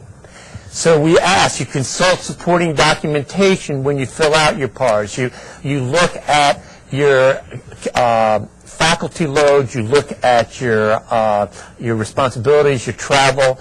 You just don't make it up. You look at some source documentation. You do not need to keep that information for audit purposes once you enter it into the system. Now, there are very few systems in the United States that allow you, when you get your paycheck at your college, if you get a paycheck once a month or twice a month from your college, that paycheck will 100% accurately reflect what you did during that prior 2-week or 4-week period. In fact, I only know about Louisiana. The Louisiana state government has an Oracle system in place. The software is in place that when that check is kicked out on the 4th day following the 2-week period, that check is based on what that employee actually did and was entered into the computer for the prior 2 weeks. I don't think your colleges have that sophisticated software. So what is required by the circulars by AA 21 is that you do quarterly reconciliations. That you see, how are you paying your employees each quarter? How does that match up in terms of what effort has been demonstrated during that quarter? If you do your reconciliation and you find that you have paid your employees in the aggregate within 10% of what their actual effort was. Now, I'm not making these figures up. This is what the circulars say. Your business folks do quarterly reconciliation. If it comes within 10%, then you continue on your merry way. If it does not come within 10%, you need to make your adjustments for that quarter. If it's within 10%, you continue on, and then at the end of the year, you've got to align it to the penny. You don't at the end of the 12-month period say, oh, my tech prep employees came within 10% of what I budgeted. That's unacceptable. It's got to be to the exact penny. You continue for the quarters under 10, if you're under 10%, but at the end of the 12-month period, you've got to make sure that you align it exactly to the penny in terms of the work that has been performed. Now, obviously, to make this work, you've got to have management buy-in and supervisors knowing, what does the budget say? If the budget says 4 FTEs, and I know I have the monies for 4 FTEs, but you're running it that there are actually 5 full-time equivalents actually carrying out these responsibilities, you're simply not going to have the monies left. Or you're budgeting for 4 FTEs, and you're only using 2 FTEs, so at the end of the year, you've got half the monies left over that you were going to use for personnel, and you're going to lose that money. That's going to go back to the state. So the only way it works is if management takes a significant role in making sure that this works. Now, you're going to have the situation, obviously, where you've got contracts with your employees setting out what is 100%. Then somebody applies to Washington for a Gear Up grant or another grant that comes to your college, that after their regular duties, they're taking on additional federal responsibilities. That happens. You need certainly to have records that document if they're working 100% under their contract and they take on an additional federal responsibility, it's essentially 2 sets of federal records. If they're taking on a responsibility after the regular contracted day that has nothing to do with federal programs, it's a non-issue. You have one more point. You're going to have employees that work 9 months of the year, maybe September to June, and not work over the summers at some of the colleges. No problem. You simply do a proration. You prorate over the 12-month period. Question? Well, you're talking about the basis of the report. One of the things on it says calendar, work product, and time log. Right. And in one of the samples before it had just shown like 50% shown on one grant and 50% on another. What does that time log refer to? You're not saying like from 8 to 9 I worked on this and so forth, are you? No. Great question. Most often you're going to look at a 30-day period, and you're going to have a lot of sources in front of you in terms of what you've done for the past 30 days. And you will come up with, not a guess, but based on looking at what courses you taught, what responsibilities you had, how you traveled, what percent was for X and what percent was for Y. Okay, essentially that's all they're asking, that when you put down on these reports what the percentages are, just look at source documentation. Are you required to hold the source documentation? No, but you should look to source documentation before you fill that out. The only exception really is in the WIA, the Workforce Investment Act arena, where at one-stop centers there are 19 federal programs. It may be that you have employees. On some college campuses, they house one-stops. If you have a one-stop on your college campus and you have employees who during the course of a day are working on multiple activities, then the implementing guidance under the circulars say you cannot do a 30-day certification. In other words, if during the course of a day you are working on multiple federal programs day in and day out and it's always changing, they do not expect you to come up with a reasonable count on that 30 days later. You would be required to do that on a much more frequent basis. And that generally takes place in a one-stop environment. So to minimize audit and monitoring findings, I say budget well, develop policies, train your employees, close supervision. That, I think, is very helpful if you follow those steps. Other items on what is allowable under the cost principles. This one is always a question. I want to go to a professional development conference. I don't see anything in the Perkins statute or the Tech Prep statute that talks about charging to this grant going to conferences. It's not in the statute. It's in the circular. And the circular provides that if you go to a meeting, a conference such as this today, even though you're not being charged anything for the meeting, you do have other costs. Some of you drove, some of you flew, where the primary purpose is the dissemination of technical information, such as this, then all your costs, meals, tips, all your costs are allowable charges. Don't forget about the reasonableness and the allocability. It must be meeting your per diem codes or whatever, but they may be charged to the grant. And that's for every grant. Every grant. What can you not charge? You cannot charge, as some of our friends did here at the federal level, you cannot charge for the exotic underwear, you cannot charge for the alcohol, things of that nature. But be reasonable. They are charges against the federal grant. Travel costs, transportation, lodging, subsistence-related items. Now, let's shift gears slightly to financial management.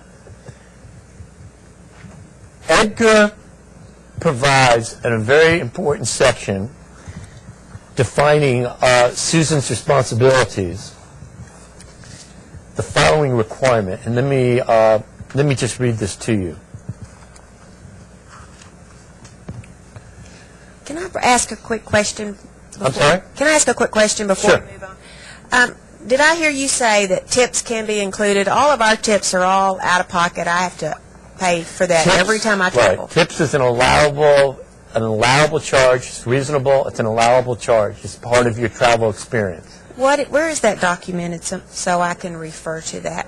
It's in, it's part, all your costs which you incur when you travel, and a tip would be, whether it's at the airport, whether it's at the hotel, let me put it this way. I have never seen an auditor raise it to the federal level for a tip to be questioned. Okay? It is viewed as part of the circular's allowance for travel costs. Tips are a normal part of that. I mean, people work on tips. But there's no place where it's documented that's It may be under one of the implementing circulars, but it's never been questioned in terms of the federal audit. And that's the best that I can say to you. All right, monitoring. Grantees, which would be... Okay, Michael, if I could interrupt Sure. for just a moment, please.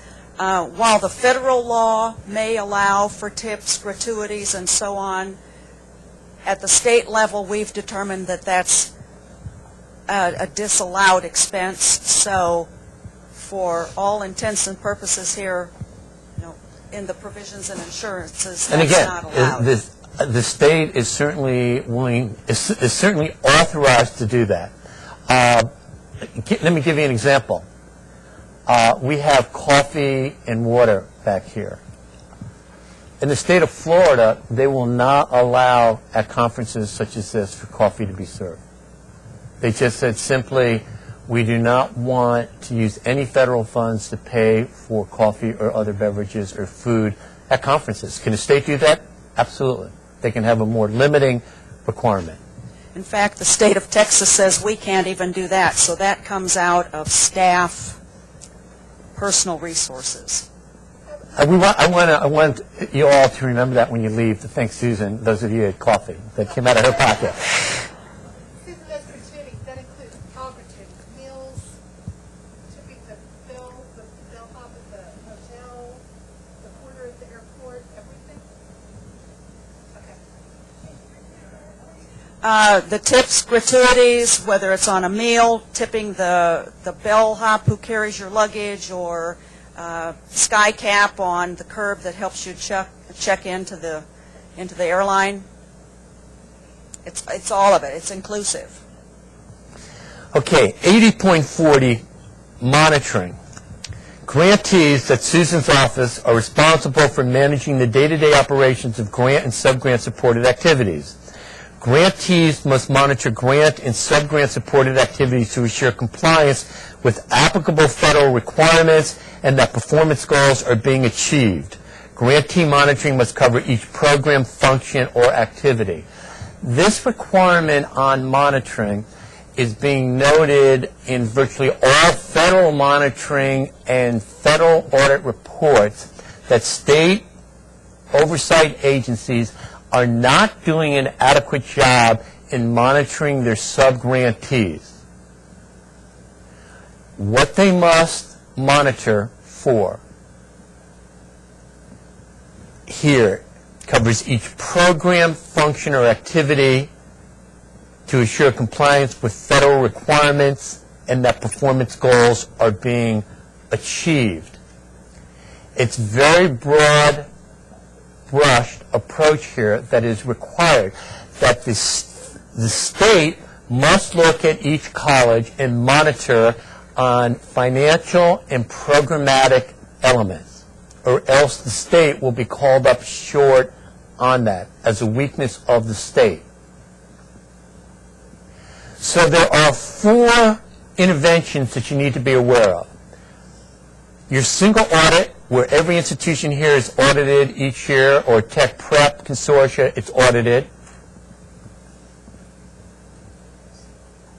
Your state monitoring, which is required, and Washington wants that monitoring to be risk-based, and we'll talk about risk-based. Federal monitoring, that when the federal monitors come on the scene, they will look not only at the state agencies, but they will pick out certain select post-secondary institutions to look at as well. And the federal auditing. Federal auditing, federal monitoring, A133 audits, state monitoring. 4 interventions, all going to look at your financial management systems to make sure that you've got grants management policies and procedures in place, and that you've got the internal controls in place to protect federal assets, whether it's inventory, cash, procurement, and that your employees are being trained on those procedures. It is simply not enough to say, when the feds come in, to dust off your policies and procedures governance manual that you haven't looked at since 1995 and saying, here it is. That's a violation itself. You've got to constantly update your governance procedures. If any of the colleges, and a lot of colleges here, are getting some significant grants, say from the Department of Labor or Health and Human Services or the Education Department, update your policies and procedures. Make sure that your employees are trained on them. Failure to do that is an automatic violation. So the regulations provide you must have fiscal and accounting procedures sufficient to prepare the reports, financial, programmatic, performance, and to trace funds to a level of expenditure adequate to show funds are spent properly. The source documentation, not a summation, not a history, but the source documentation. This sets out what the objectives of internal controls are. The key one there is safeguarding assets. So let's start with cash. Okay, that's easy. 3 key terms here: obligation, liquidation, drawdown. The Perkins Basic Grant, the colleges, I'm informed the monies go to you September 1 to August 31. You get a letter saying your grant is approved for the 12-month period. You may obligate funds during that 12-month period. It means that any costs that you've incurred that fall under your approved budget, when the federal funds become available, you may use those federal funds to reimburse those costs. You send out a purchase order, you enter into a contract with a vendor, the services are performed, you're required to liquidate that cost or liquidate that obligation no later than 90 days after the end of the funding period. The funding period would be August 31. You would have until the end of November under the federal regulations to liquidate that cost. The drawdown, again, be very careful on the drawdown. You cannot sit on cash. If the monies are going to your college, the Perkins funds or any federal funds, and you're sitting on the cash for more than a 72-hour need, you're in violation of federal law. Any interest imputed or otherwise, of course, would have to be returned to the federal government. About 5 months ago, I'm out in Sacramento, and I'm sitting there with the assistant commissioner for the high schools, and he says to me, Michael, you're not going to believe this, but LA Unified, Los Angeles Unified today sent us, the California Department of Education, a check for $23 million. I said, $23 million for what? He says, in interest that they generated. So I simply ask you to do the math. How much money do you have to sit on to generate $23 million in interest? A lot. Particularly with the interest rates today, a lot. A lot. Well, that check transaction got the interest that day of the Inspector General in San Francisco out of that office. And generally, the Inspector General provides 2 weeks' notice before they come on site. They got the notice on Thursday, and they wrote to Jack O'Connell, the superintendent in California, and said, we're starting our audit on Monday. Because if LA Unified was sitting on $23 million in cash, obviously your other districts and colleges are also sitting on cash. And real problems with your cash management system. And indeed there are. So please keep that in mind. We're talking about risk, minimizing the risks. If you are sitting on cash, that is a real risk factor. If you are not drawing, if you get a $1 million award from the state, and after the end of the 12-month period, you've only drawn down or obligated $200,000 of it, that's a risk factor. They want to see you, throughout the 12 months of your award period, draw this cash as you need it to meet your obligations, or else you're probably in violation of the federal rules. Many of you are familiar with this chart out of Edgar. It simply sets the rules on what constitutes an obligation. On equipment, it's the day you put out the purchase order. For personal services for somebody who works for your college, it's when the services are provided. If you enter into a procurement for an outside party to come in, say to do professional development, to assist on an evaluation, accountability, it's the date you enter into the contract. And the last one, interestingly, has gotten a lot of interest lately. It's to travel. What do you do? Here we are in May. What do you do for conferences that you're going to go to in July and August? You got a conference you're going to go to in July or August. Well, under the Texas system, since the money's run through the end of August, you're going to use these current monies. But what about, then let's move on to September and October. What about a conference you're going to go to in September? And there's lots of conferences that take place in September and October. If you buy your plane ticket in August for a conference in September, you're going to pay less money. But the law says you charge the cost of the travel when the travel is taken. When you send in your expenditure reports from your college on how you use the Perkins funds and you've used it for travel, make sure that the travel dates line up with the date of the grant award. If the travel took place after September 1, you're charging it to that grant year. So you say, well, we can get a cheaper rate if we buy the ticket in August. Sure, you can buy the ticket in August. You can debit a current year funds, but you've got to move it off those journals to the next year when you send in your final expenditure reports. That's required by federal law. Okay, liquidations, I said within 90 days. Equipment. A couple of general statements about equipment. Many of you, almost everyone here, when you put your budgets together that you're submitting to Austin, you're requesting funds for equipment. That's fine. Some things that you need to understand about that. If you buy equipment, may it be used by non-CTE students? The answer is yes, as long as it's an incidental use. An incidental use.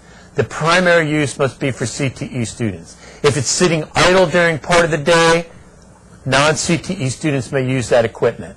So use as long as there's no interference. You are required to adequately maintain this equipment. So you've got to be very attentive to these management rules. And these are internal controls. If you buy equipment, and let's stop, what is equipment? And many of you may say, well, we know the federal definition is assets with a fair market value of at least $5,000 with a useful life of 1 year. Well, yes, that is the definition, but that's not the standard that the feds follow. They use other criteria. They're interested in the computers which don't cost $5,000. They're interested in the BlackBerries, the cell phones, the Trios. They're interested in any asset that has a useful life of more than 1 year. I was in Florida Community College in Jacksonville, and they brought in the CFO from IBM. And this guy is an expert on risk management. And he said, well, we use a $1,000 threshold. And I said, well, when the feds come in here, they're not going to use the $1,000 threshold. They're going to use this attractive asset. Anything that's got a useful life of more than 1 year, they're going to want property management records on. And he said, we're not going to do it. And I said, fine, then, you will be at risk. He said, no, the cost of doing it will be too much. And I said, well, that's not the way the feds look at it. If you're getting items that are expected to last more than a year, they want a management system in place, which would be a description, serial number, other ID, title information, the data was acquired, cost, percent of federal participation, location, location, location. Where is it sitting?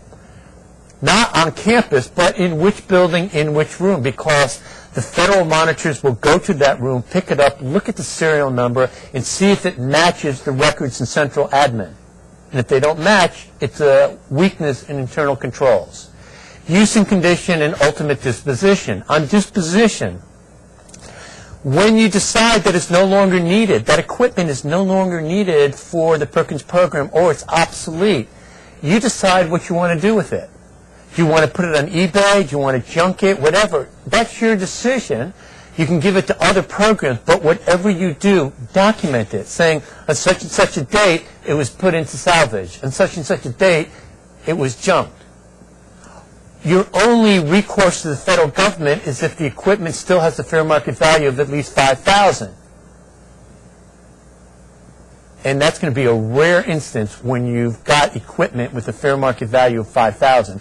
I was up in Nevada a couple of months ago, and one of the colleges had bought a plane, and when they got rid of the plane, it still had a fair market value in excess of $5,000. But, that's a separate thing. And then a control system to prevent loss, damage, theft, all must be investigated. So these are the controls that must be in place for inventory. I ask you, go back, look at your policies and procedures, your governance manuals. Do you reflect these controls, at least these controls? If not, I urge you to change your policies and procedures manuals to make sure that you have this in place. Okay, the other major part of internal controls, you got cash management, inventory management, and then procurement management. Procurement management often leads to significant trouble. As I read to you in the Alabama colleges, significant kickbacks. They set up their procurement system so that they got kickbacks. They made deals with friends. What gets people caught up with problems with procurement? One, failure to maximize competition by saying sole source. How often we try to justify procurement by saying there is only one vendor out there that provides this curricula. There is only one vendor out there that provides this type of assessment. Well, there are more than 6 billion people on this earth, and to say there's only one outfit that does this, you've got to be ready to justify that. So whenever you want to sole source a procurement, be prepared to be able to justify it, because sole sourcing raises all sorts of red flags. You are required, if you're using federal funds for procurement, that you maximize the competition. You do not put in regional biases by saying we're only going to give this to a vendor within 25 miles or within the county or within the state of Texas. You per se cannot do that.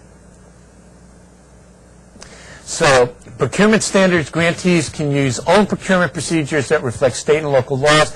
I suspect that your procedure manuals pretty much are the same, college by college, reflecting what state requirements are. Setting out your contract administration system, code of standards governing employees that administer contracts to prevent conflicts of interest.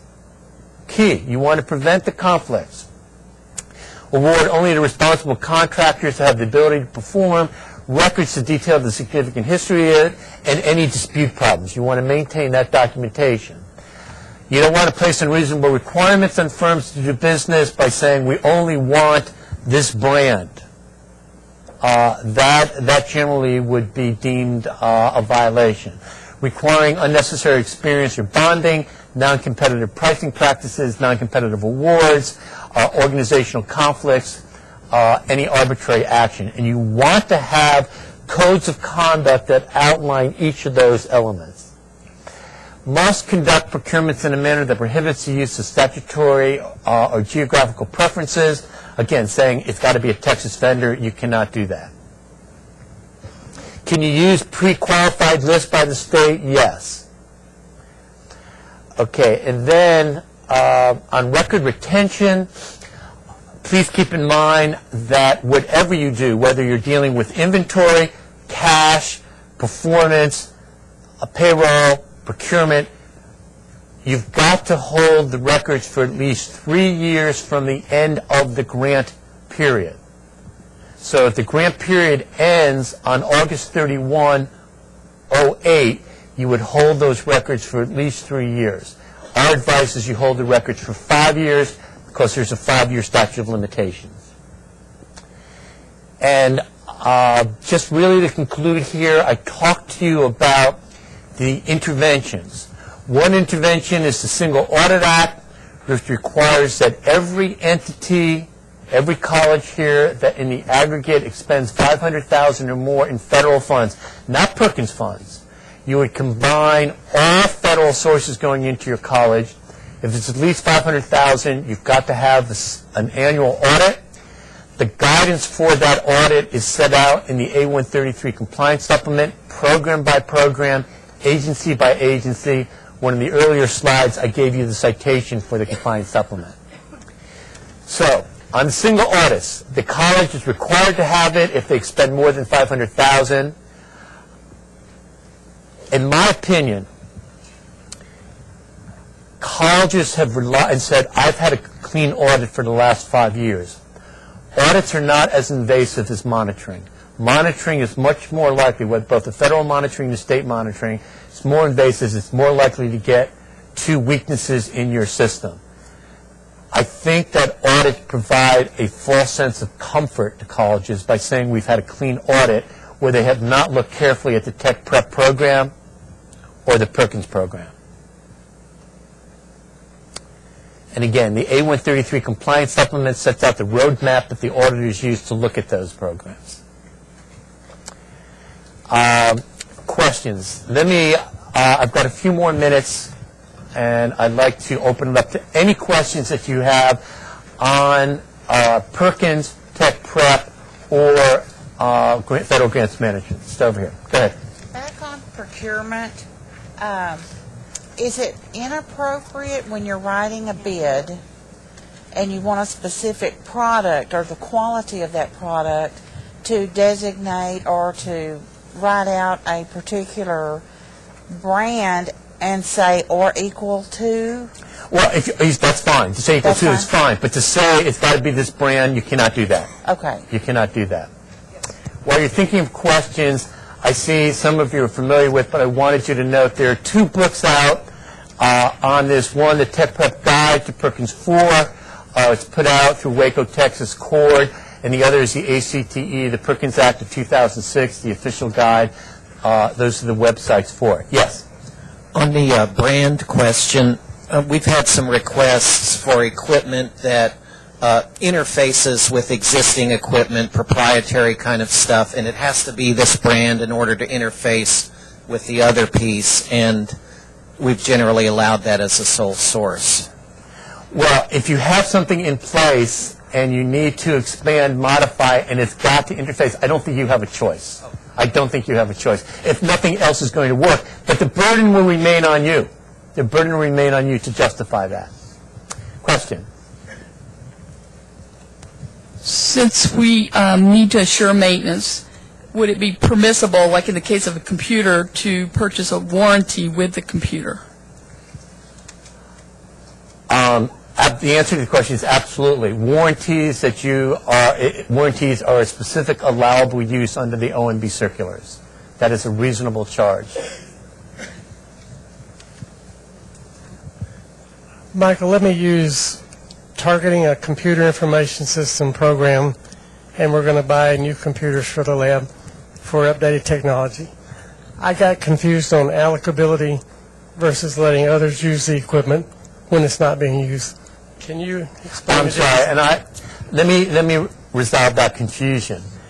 If you know ahead of time that it's going to have a use of 60% for CTE, the computer lab, and 40% non-CTE. My advice to you is, under allocability, prorate it to 60% of the cost.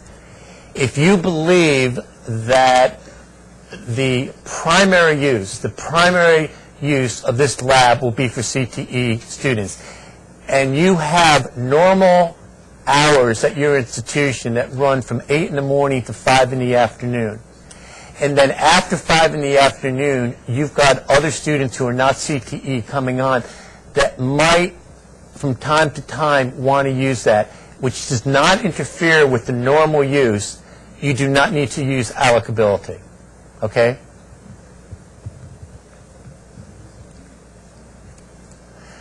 A couple of other slides. One here is NACD. I know some of you are going up to Boise for the National Association of Career Technical Education Information. You can get more information on the NACD website. And we do hope to see some of you in Las Vegas. This is the information on that. Yes?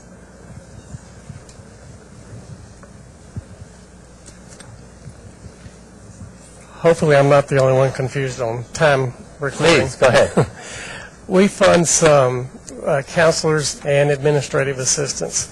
What we're doing right now is we have them there's a little computer program we've created, and each day they record what they've done. I worked X number of hours with CTE students, X number of hours with arts and sciences. They report that every day, and then at the end of the month, it gives a report and calculates the percentage. Is that okay? That's perfect. Okay. That is, you base your percentage on that list. How many are CTE, how many are non-CTE? You cannot ask for more. Question over here.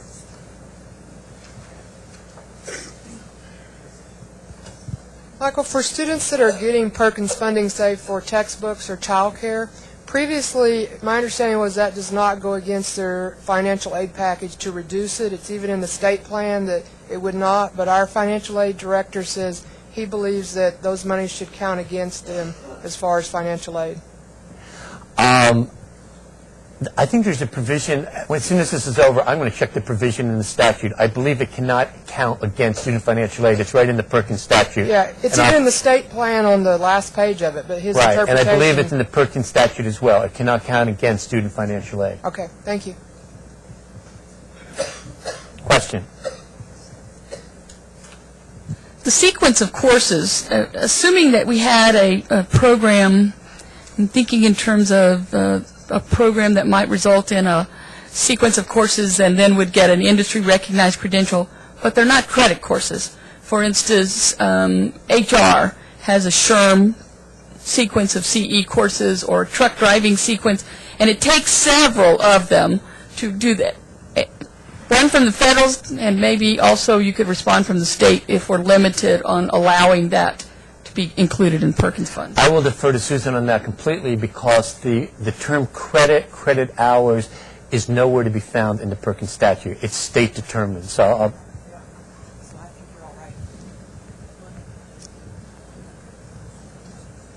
any other questions? And